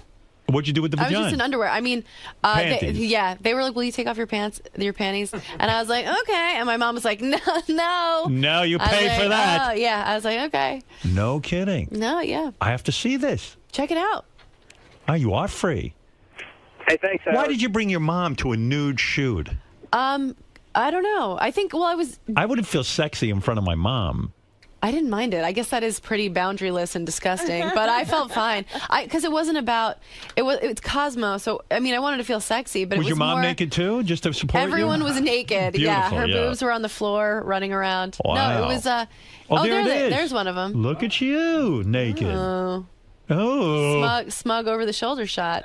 Yeah, it was like about the article I wrote to go along with it. They gave me like 6 pages. Like they've been very cool to me. Kate White, the editor in chief, there is the coolest woman ever. You look so cute there. Thank you. Yeah, they chose like a little cute one. I was like, can we use the ones where I look dirty? And they were like, no. But no nips. You don't see any nipple. No. Well, I have some. I don't know if there are any online where you see nipple, but there were some where you saw more. Yeah, and you have a good body image. In other words, you don't sit there all day like these women and obsess. Oh, I've got to lose 5 pounds. I got to gain 10 pounds. No. You're not freaked out. I by mean, that. I'll have days where I'm like, oh my God, what happened? But I feel like sexy. I feel like good. I work out. I take care of myself. When you date a guy, do you walk around the house nude? Not over like not annoying. I'm not You're like not the a sign nudist? like opening Okay. pickles. But I'm naked a lot. I'm not hurrying to the bathroom covering myself up. All right, Abe, go ahead. You're on the air. You're on with Amy Schumer, and then I'll let you out of here. We've kept you locked up for an hour. Go ahead. Thank you. Hey, Howard. Hey, now. Hey, Abe. Amy, just a question and a comment. Okay. Number one, what is it you do for a living? And number two, I'm looking forward to seeing you appear on a carton of milk. Okay. What does that mean? That's an insult. He's He wants insulting me her. to be. Yeah. He wants me to be. I saw stolen. you on the Charlie Sheen roast. I didn't think you were funny at all. Okay. Oh, come on. She was so funny. Oh, yeah. Her joke about... What about her talking about her dad? How much darker does this get? Oh, yeah, the joke that she made about Steve-O's buddy... That was not a you're bad joke. upset about that. Well, let's talk about it. I Go mean, ahead. let's talk about it. What made you upset about me saying that joke? Let's talk about I thought it. it was tasteless. It hurt your feelings. You thought it was too No, it soon. didn't hurt my feelings. I just really thought it was tasteless. Okay, you're completely entitled to feel that way. I didn't say it with any malintent. I didn't think that it was going to hurt anyone's feelings, but I understand you feeling that way. That's okay. Okay. I mean, I'll tell you that. You're cute as hell. I'd love to bang you. Thank you. Well, that hey, means the that's world. nice. That's something. That means the world. By the way, I Thank should you. tell you, this guy is Anthony Jeselnik, the guy you date. Yeah, so go ahead, Pat. Pat, you're on Hey, how you doing, Howard? Hey, now. Amy, you were on a roast a while ago, and you did a joke about leg braces. It was the funniest thing. And Oh, thanks. What one and was I that? think you're Well, I the just greatest said- comedian. and I'm glad you're getting, the recognition you deserve. And Howard, I love you, 20-year listener plus. Thanks, Pat. And thanks for getting me through every day. All right, Pat. Thank you. What was the joke I just that Pat's said talking I about? wasn't a good-looking kid, but then the old story, I finally got the braces off of my legs, and that's it. But that's really nice. Well, Amy, I wish you the best. Thank you so much. It was great having you here. Thank you for having me here. This the is a album dream. is called Cutting. I enjoyed your performance on Charlie Sheen Roast, Thank and you. I wanted to meet you, and I'm glad you came in. I think you're great. Thank you. Amy Schumer's album Cutting is available now on iTunes. Don't miss Amy November 5th at the Varsity Theater in Minneapolis. It's going to be a big show. Well, there's a theater. Big All right. show. You sell your own merchandise after the show? Yes, it's the worst. Is that the most embarrassing part of being a comedian nowadays? It's like the red light district. In other words, you get off the You're show. up on the stage. I mean, you're on the stage, you're the big star, and then you what? You walk to the back of the club. Peddling my wares. And you It's so stand there- humiliating. Can you get someone to maybe do that for you, or Yeah, but then, then what it's- items do you have that you sell? Oh, I just sell a CD. Just a CD, no CD T-shirts? and my hypercolor T-shirts, my Your clothing line? boxers. Yeah, no, I've got so nothing else. Do you have a booth? You set up a little booth, They'll have like some table, and they'll just have my CDs there waiting for me. and you'll sit there. And I sign it. Yeah. And do you bring change and things with you so you can? I'm the worst. Yeah. Like when I did the last Comic Standing tour, I sold a CD that I would just burn on my computer, and I would sell it for $5. And sometimes I wouldn't have any more CDs, so I would sell like the cookies that they left in the green room. But That's no, funny. I'm not good at marketing myself. Is it worth how much extra money can you make a night? Is it worth the humiliation of sitting there and having to sell your own CD? I can make an extra $700 a weekend, Oh, wow. and that's a lot. That's a lot of money for me. That's big money. But it really doesn't feel worth it. It is a horrifying, embarrassing thing. Do you bring your own credit card machine? I mean, how does it work financially? Like, how do you No. like? Let's say someone I'm buys. standing there. If someone buys, I don't know how much a CD is. How much is $20? Yeah. And they say, "Look, I have 100. Can you break it?" I'll say no. Can you go to the bar? Sometimes see. people be like, I have to go to an ATM, and then they leave their date there with me, and they're like, "So, where do you go next?" And I'm like, "I want to kill myself." Now you've got to I wanna- entertain this person. It's because you've just expended so much energy. You know, you put so much of yourself into it. The last thing you want to do when you leave is that, so right after the show, I have to be Also, like tap dancing. I would think, to build up your star quality, to see after you've killed on stage and you've done your thing, to be sitting there hawking your wares, so to speak. It's not good. Wouldn't it be good if the club could just provide someone for all the comics that would sell? I guess you can. But then people feel like it's mean, and they want a picture, and they want to meet you. So it's like, Right. okay, All I'm like, right. let me do that. These people came out, they spent their weekend night with me. But I don't know. Sometimes it wouldn't be as hard if people didn't have Believe all me, the backhanded compliments. After my show, I stand in the serious lobby. I'm selling CDs too. Amy Schumer's album Cutting is available now on iTunes. And by the way, for all things Amy, go to amyschumer.com. Thanks for coming in. Thank you Amy. so much. That was fun. Thank you so much. I had a good time. I Oh hope you man, did. so did I. Thank you Great so meeting much. you. Amazing meeting you. Yeah, Thank you. it's a lot of fun. Thanks a lot. You're so funny. Ooh, thank you. Yeah. I get the. I used to get the. Hey man, your teeth aren't that big, and I'd be like, thanks. Yeah, you're like, oh wow, that's so nice. Yeah, Thank you so much. Amy, I knew the whole time you were doing knew I was that gonna great say that? adventure story. I was only there twice. I was like, this is gonna be it. But we were so excited. But I was just like, we were like, hey, what? Oh, we were excited, and we have the picture because we sat right behind you. So there's a picture of us with you on the screen that's machine. hysterical. Yeah, it was really My ridiculous. goodness. Well, you were great. Thank I love you. the roast Thank stuff. you. And it was a pleasure to meet you. You too. Thank you so Okay. much for having me. Amy, well done Right. today. Yeah, was it good? Yes, absolutely. Okay, good. Usually, you can sort of gauge it, I think, by how long you're in the studio for. Oh, do some people go in and out? Yeah. But that was good though. Yeah, that was nice. Oh, good. A nice slow roast, an hour. An hour. So really cooked in there. Thank you. Thank you. Yeah, I think so. I'm glad that there was one caller that was mad because it was like, okay, good, so it's not all just fun and games. I'm like, okay. Yeah, you got the full Stern Show experience. Yeah. Now, why is coming here like the mecca for comedians? Because Howard's not a stand-up that? guy. I think just because he's so honest, he doesn't blow any smoke. So, if he likes you, he really likes you. He doesn't need to pretend. Right, so he's not shticky like some terrible comedian. Yeah, he doesn't need anything from anybody. So it really comes just from a place of him enjoying what you do. So it's like the biggest compliment. Cool. And I look forward to your next appearance, and hopefully we can talk more about Uncircumcised Frenchmen. Yeah, let's get back to that. Yeah, I wanted to know more. Let's get back to the rape.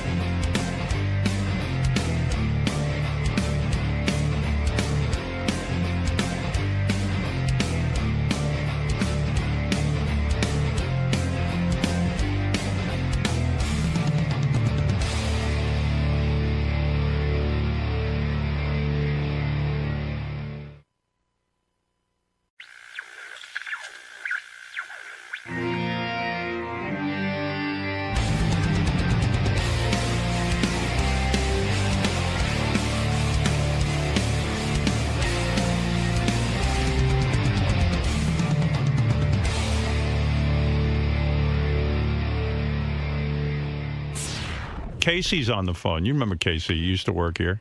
Oh, Casey Armstrong? Yeah, Casey Armstrong. You're doing very well. Always love to hear from Casey. Yes, Casey. Howard. Hey, man. Hey, brother. How you doing, man? What's happening? Hey, listen to me. I got this thing on demand. They put it on, like, the Cablevision.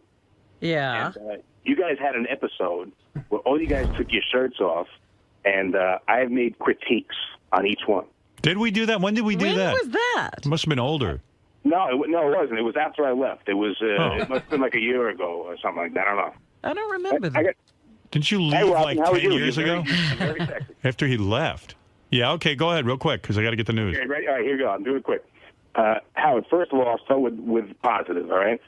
You have a good back. Right. Your back is nice. Thank you. But you got cow nipples. You have huge nipples. Me? Yeah. Did you No, know I that? don't. I have a nice chest. Yeah, no, but your nipples are huge. They're like cow udders. No, you got the wrong guy, man. No, dude, your nipples are big, and Sal has big nipples, too. Really? Gee, I never thought of myself I as big. didn't think I about always that. see myself as a small nipple. Are you sure you were looking at me? I'm positive. Maybe my nipples don't photograph well. Yeah, They photograph big. because I kind of have small ones. No, you have big nipples. By the way, is Casey gay or what? Yeah, what are you doing evaluating their bodies? No guy ever looked at my nipples before. And came away with that. I might be a gay. I don't know. But, but I can tell you something. Fred is looking amazing. Right. No, he's jacked up. He's got he's got a great chest. He's got good arms. Right. Right? I mean, Wow. he's like intimidating this guy. This is so weird, this call, isn't it? This is a weird call, Casey, but go ahead. No, it's a good call. He complimented me. Well, yeah, okay, but still, it's weird. But all right, I'm going through it. Richard, he actually has a good. He looks like a lumberjack. You know what I mean? But he has a huge gut. No, he's super ripped Yeah, now. he got thin. He's thin and ripped. No, he doesn't look that bad. Well, I guess it might have been a while ago. Yeah, it was. Sal has a lot of fat deposits on the side of his chest. Right. And he has good vascularity in his shoulders. Do you care, Robin? This is ridiculous. What the hell? I gotta tell you, I'm as baffled as you. Yeah, I'm freaked out, dude. Anybody else you want to talk about? Hey, man, how about the last time I saw you? You look bloated. So what's up with that? Steroids? Was it juice? Yeah, man. You still doing that? Water. You're still doing juice? I'm 185 right now. 185 means you're big or small? Dude, when you saw me, I was probably 230. Oh, wow. It's either that or AIDS. I'm not sure. Anybody else? Any other guys you want to talk about, like Benji or anything? Yeah, Who else Benji, took their shirt off? Cockstrong. What? He looks cockstrong. Benji? Yeah, What he does looks that mean? cockstrong. But he's like Cabby. Remember, Cabby was big and he looked kind of intimidating, but it wasn't like he couldn't do nothing with it. Benji, he could do well, but he has small nipples. Wow. I'm out of my mind, Howard. I think so. What happened to you? Case, would I be I don't better know, with bigger brother. nipples? I was talking about Jason. I like the guy. I'm a big fan of his. I think he's great, but I'm worried about the guy. Right. I mean, I mean, How are his nipples? cholesterol. I got high cholesterol. Do you know that? I didn't know that. Are you okay? No. What's wrong?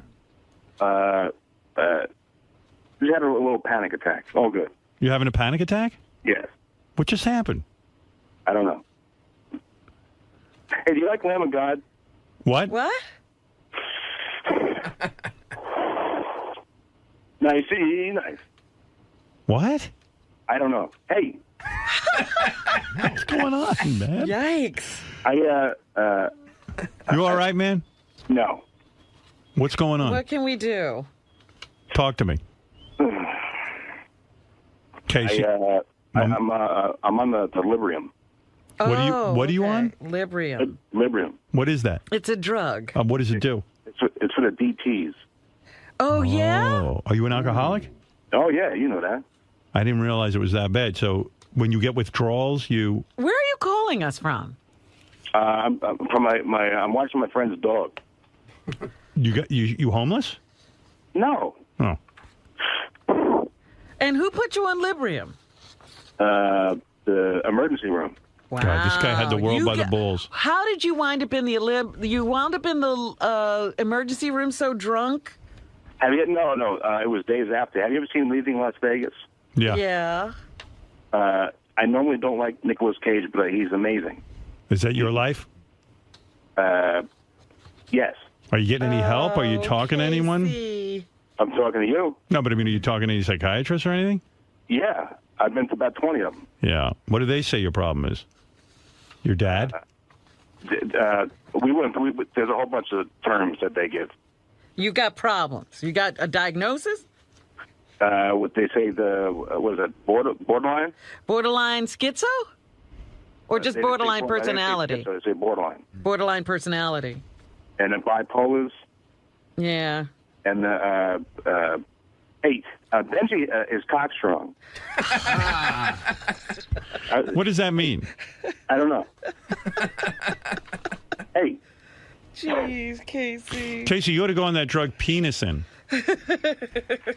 That's like what is that? Penisin? Penisin? Yeah. Nice, I like it. Hey.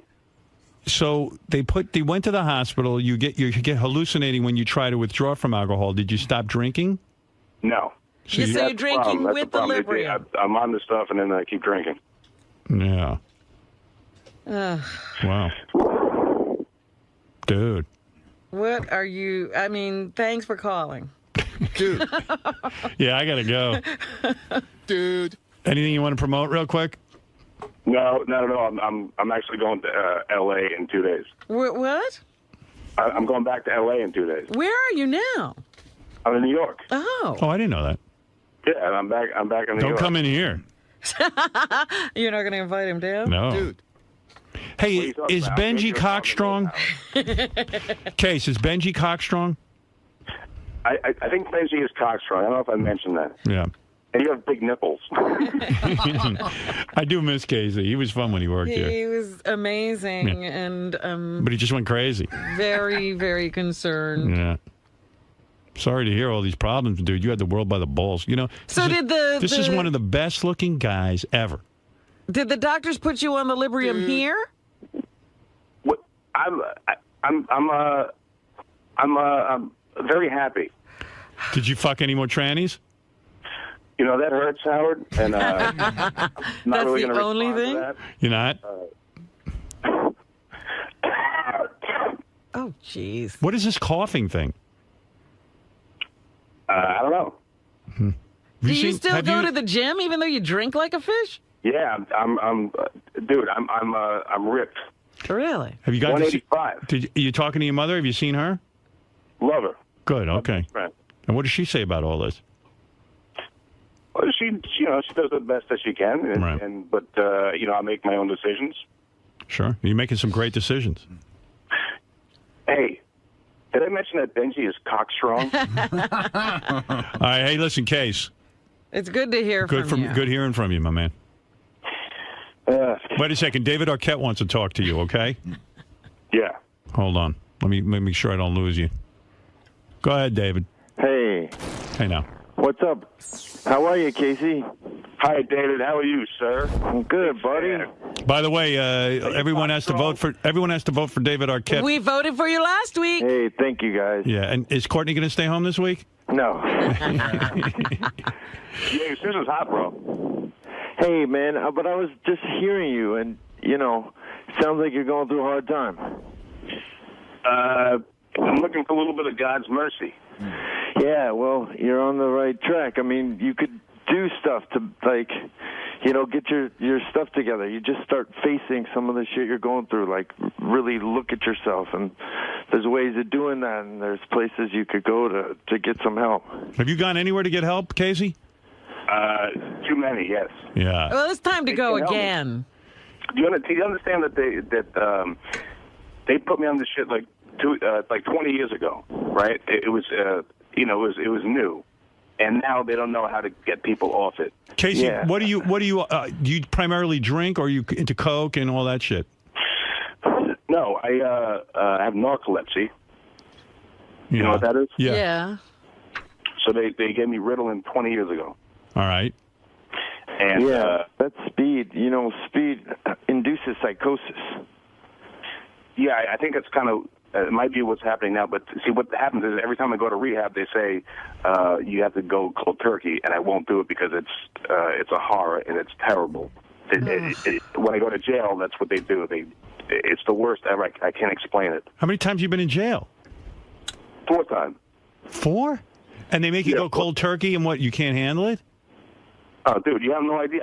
I can't explain to you how horrible it is. So, but why do you go back on it once you go cold turkey and get through the horror of it? But you can't because, look, I've been on it for 20 years, and the amount that I take, I should be dead. How much Ritalin do you take a day? It was 300 milligrams, now it's 200, and the overdose is 80, I believe.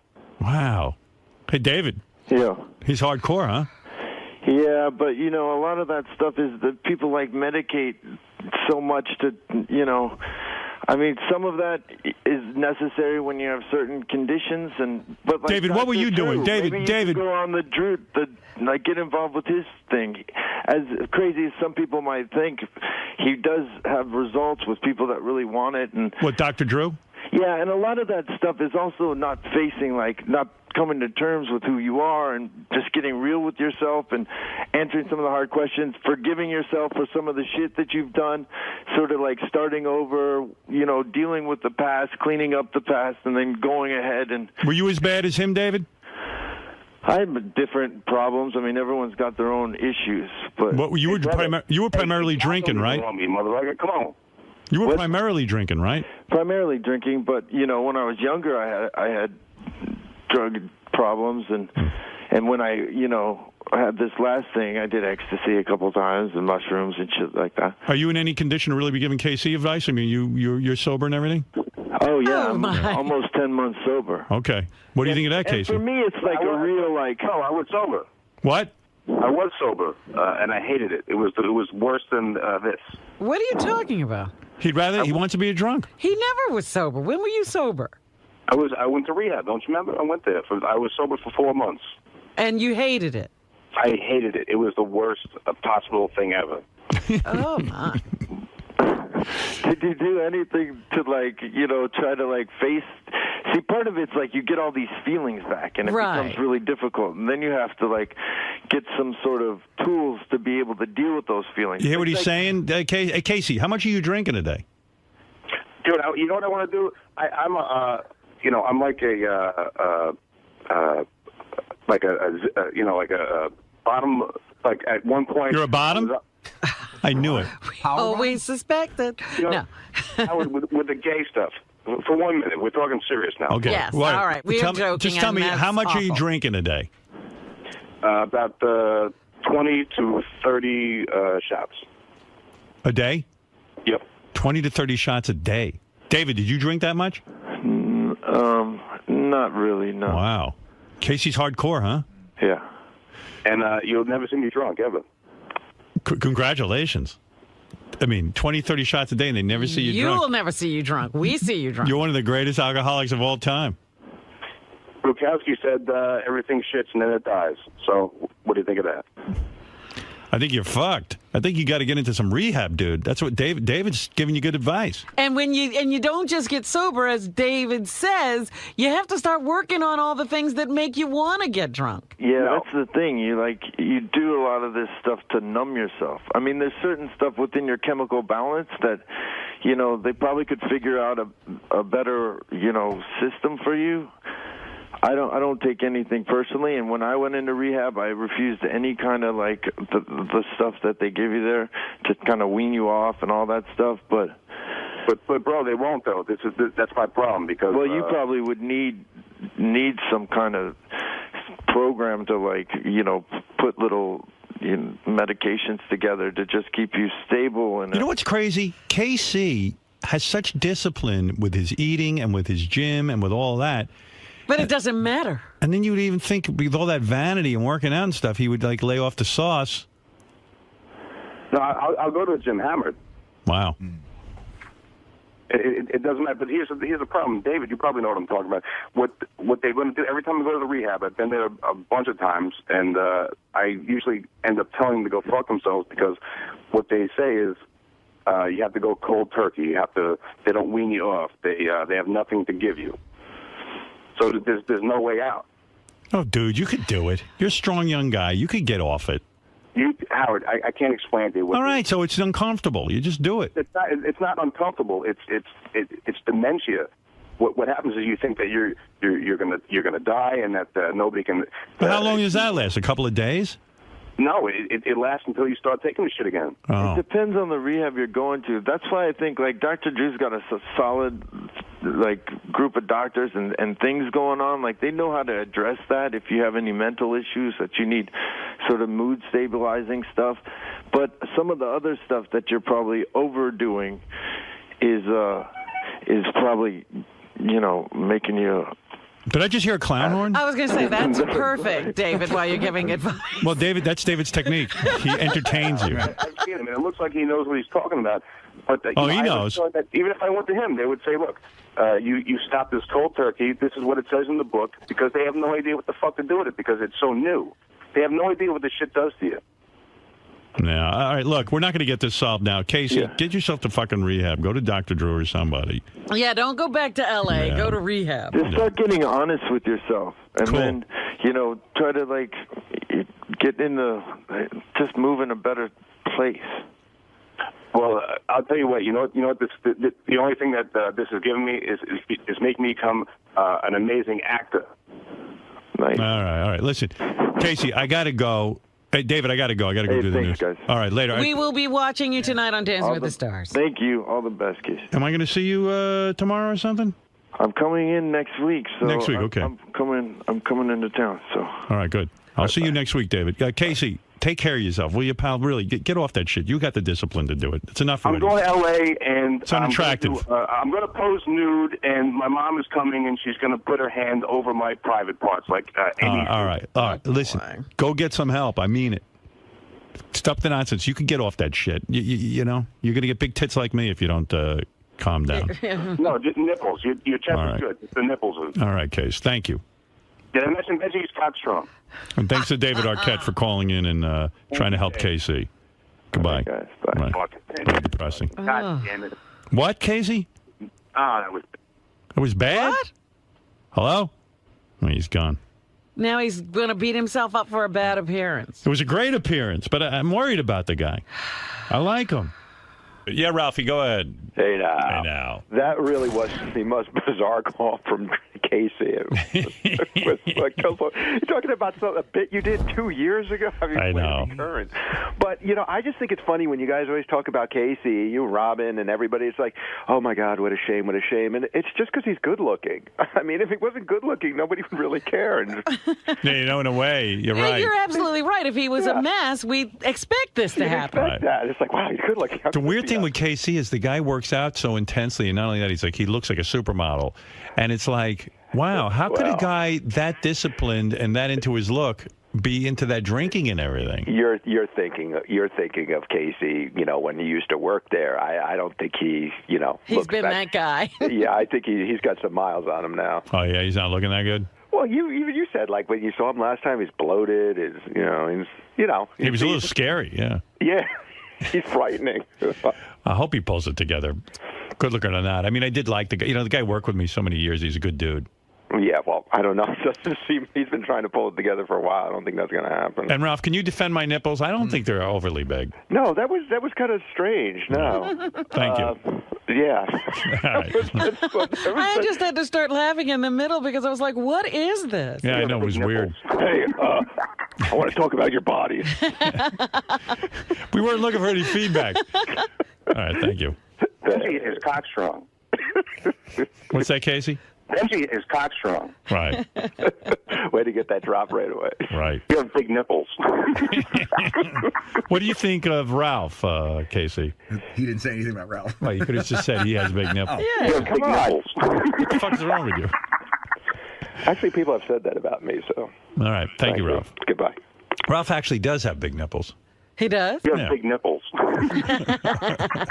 You're right, Casey. Robin, like Howard, you saw Casey go from, I guess, sort of like an intern to an employee, yeah. Right, and a full-time one at that. Yeah. How much does it bum you out when he checks in? It makes me very sad because one of the reasons Casey is not with us is because his behavior had become so erratic. He couldn't work here anymore. And, you know, we hoped that the fact that he couldn't be on the show would be a wake-up call and he'd pull himself together. And obviously that hasn't happened. Seems safe to say that Casey spiraled out of control. Not only since leaving the Stern Show, but it seems like the last couple of years. How do you decipher what's real and what's shtick and what's looking for a plug and all that? I don't know. I mean, he wasn't really plugging anything today, and I thought he sounded pretty legitimate. You know, Casey's got a little sense of theater too, so sometimes he fucks with us. He could be a little messed up, but he likes to fuck with us too because he gets the he understands the concept of the entertainment. But today he wasn't really plugging anything, and I was a little worried about him today, I have to say. Equally as important, does Howard have oversized nipples? I never looked at Howard's nipples, and I'm never gonna look at him again. I'll go home and look at my private parts poster and see what I can ascertain.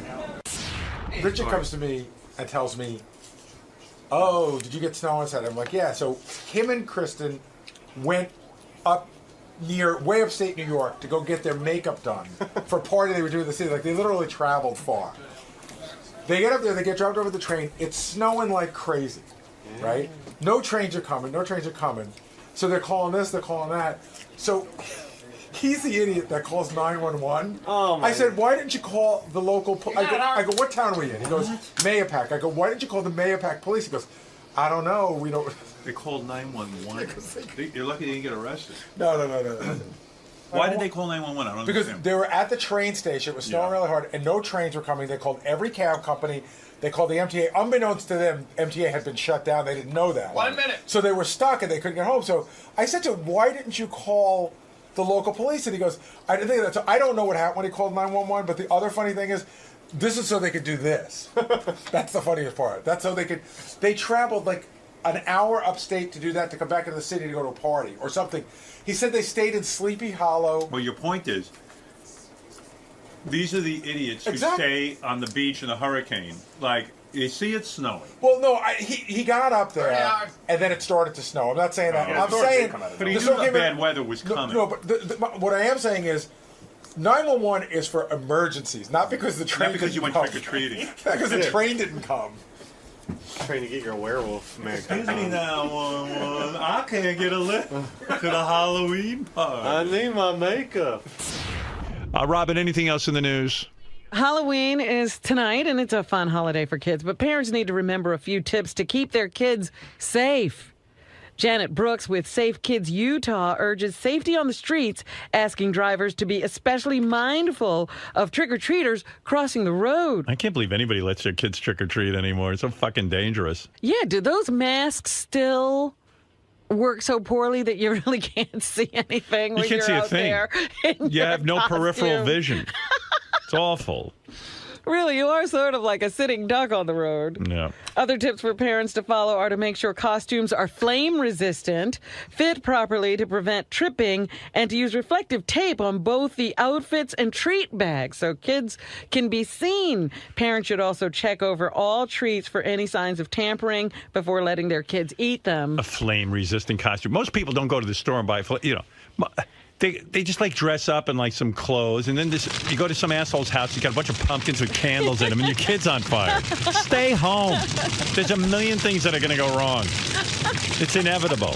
A lot of people have gone to parties because you can't trust to have your kids out there on the road. I like flame-resistant costume. Make sure your child's in a flame-resistant. I'll put him in an asbestos outfit. I mean, what are you doing already with this Halloween? It's enough. I know. When you've got to take all those precautions, isn't it a sign that maybe we shouldn't be doing this? And Richard's so fucking retarded that, I went into his office to take some photographs of him the other day, and he's got pumpkin candles burning and pumpkin shit hanging up in the office. Right, he's the very one who's going to light a kid on fire. Yeah. Less pumpkins and more work back there. By the way, he said he was going to get a pumpkin scrub this weekend. You know, he even does the whole spa thing. That's nothing. He with pumpkins. So Richard, I guess, goes to a party every year, so he gets professional makeup done. But, of course, he lives in New York, and there's no one who can do his professional makeup. He has to go to, like, fucking Poughkeepsie or something. I don't know, or somewhere upstate New York. Yeah? Yeah, and then so it was snowing. You know, they were calling for snow on Saturday. Right. So him and his wife get on the train, and they go all the way upstate to get that stupid makeup that they get. Uh-huh. And then he gets caught. None of the trains are running because it's snowing so bad. So he's stuck. He's stuck. He called 911. Stop it. Yeah, no, I'm not kidding. He called 911 for a ride or something, or he didn't know what to do. Oh, my goodness. He's as bad as that guy I just played. Yeah, but he's like those retards who go, like people who stay in Miami Beach on the ocean, and they say you have to evacuate, and then they stay, and then you have to go rescue them. He knows it's going to snow. There's no reason to rescue him from Poughkeepsie. Find a hotel room. Of course. Richard, where did you go to get your makeup? Like, this is, by the way, he's 40-something years old. This was what all the fuss was about, so he could look like this. That isn't even that good. I mean, the makeup's not even that great. I mean, it's fine. It's okay, but who cares? You could get that done. You could do it yourself. Hey, that's the most important. It's the most important day of the year for me. Where did you go to get the makeup? Mayo Pack. It's like in Westchester. And you what? The snow came down so heavily you couldn't get a train. Yeah, you called 911. Well, we got dropped off at the train station in full makeup. We looked crazy. Yeah, and. We waited for about 2 hours for the Metro North, and then there was a big announcement, all train service suspended. And we thought it was going to be like the Donner Party, like we were going to have to start eating each other, because we didn't know how to get out of there. Dude, you're in Mayo Pack. It's not you know, like there are some cabs, remote... there are all kinds of things. We called every cab. It was snowing too heavy. Yeah, it was snow. They wouldn't even leave to give us a ride to a hotel. So what did 911 do? They were going to send an MTA truck to pick us up. And what happened? Well, we finally got a hold of the makeup guy, and luckily his brother, thank God, had a four-wheel drive truck and was able to give us a ride to White Plains to catch the only train. Believe this guy? For this stupid makeup. How much do you pay for that? And who are you supposed to be with that makeup? Who the is Wolfman. That? Oh, that's Wolfman? Yeah. Is that who you are? And who's your wife, Little Red Riding Hood? Yeah, she's like the victim, Little Red Riding Hood, after she was attacked. Right. Oh. Yeah. Glad you told me. It took us like 6 hours to get from there back to our home. We were exhausted. How long does the makeup take? A couple hours to do. And what do you do with the makeup? Now you're all dressed up. Where do you go? Yeah. Well, we went to a costume party, but we were so exhausted from our ordeal that we only stayed for a little bit. That's what I figured. Like after all that, we were just too burned out. Halloween got ruined. There's nobody in New York who does makeup. It's hard. It's hard to find people. No, in Manhattan, no one does that. Not this good. This is my buddy. He does this for movies. Dude, Manhattan has got the greatest makeup artist in the world. I got to believe someone in Manhattan can do that. Well, this guy today, he's doing Good Morning America's makeup. Oh, yeah? He's really good. Yeah. Yeah, but I bet you they didn't go to see him in Mayo Pack. What do you pay him for that? I gave him like $140. That's it? That's the cash I had on me, but I'm going to send him some more. Yeah. Yeah. I got to send him the werewolf hands back, too. He loaned those to me. Real good. Yeah. He's awesome, though. He did a vampire movie called Stakeland that you guys should see. It's I'll run awesome. that out. Okay. Richard. Yes? Come on, man. You don't think you overreacted a little bit? Well, we were worried. It was just us and 3 Mexican migrant workers at the station, and they didn't even speak English, so we didn't know what to do. We couldn't go anywhere. Did you give them a ride to White Plains as well? No. Real we nice didn't, because my friend came in a truck, and it's like it'd be too dangerous for them to ride in the back of the truck, so I think You don't think a couple of migrant workers... They were on the phone with friends before? of theirs speaking Spanish, so I'm assuming they got a ride. But really, you know that 911 is for actual emergencies. This doesn't constitute an emergency. Well, we tried to call Metro North, and the line, nobody would answer. And somebody told us before they left the station, they said call 911. Or the cab company said call 911, and they'll send MTA out to get you guys. So we would have called MTA directly, but they wouldn't answer. So all in the name of Halloween. So now that it's all over with, Halloween is today. Do you feel like you just missed out on a golden opportunity? You had this great makeup, you had a costume party to go to, but you were too burnt out by the time you... Well, we still got to go at least.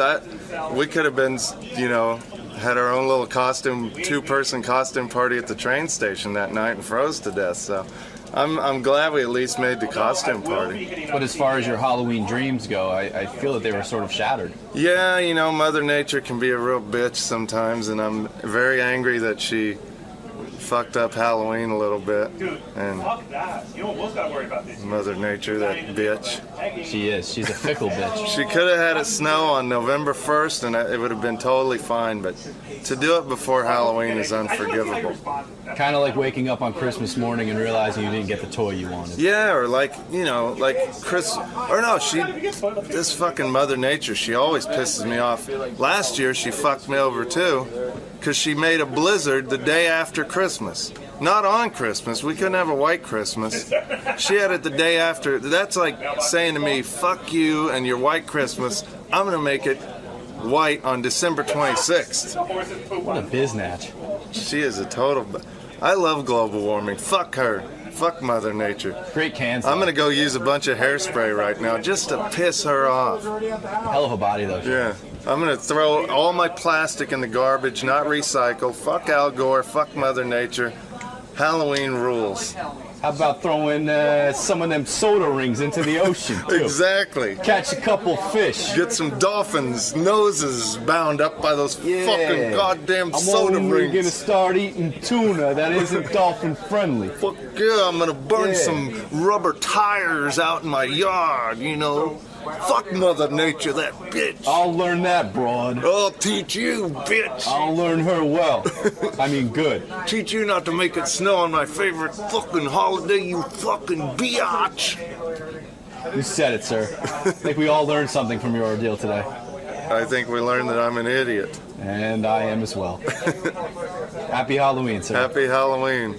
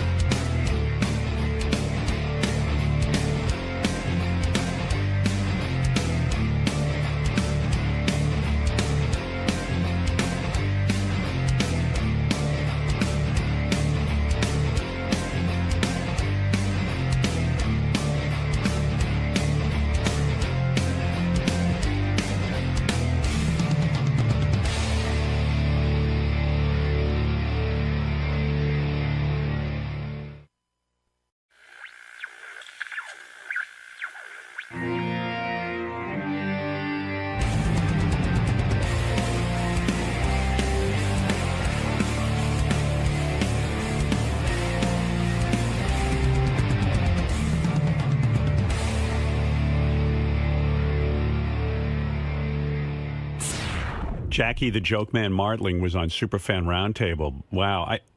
I heard his interview.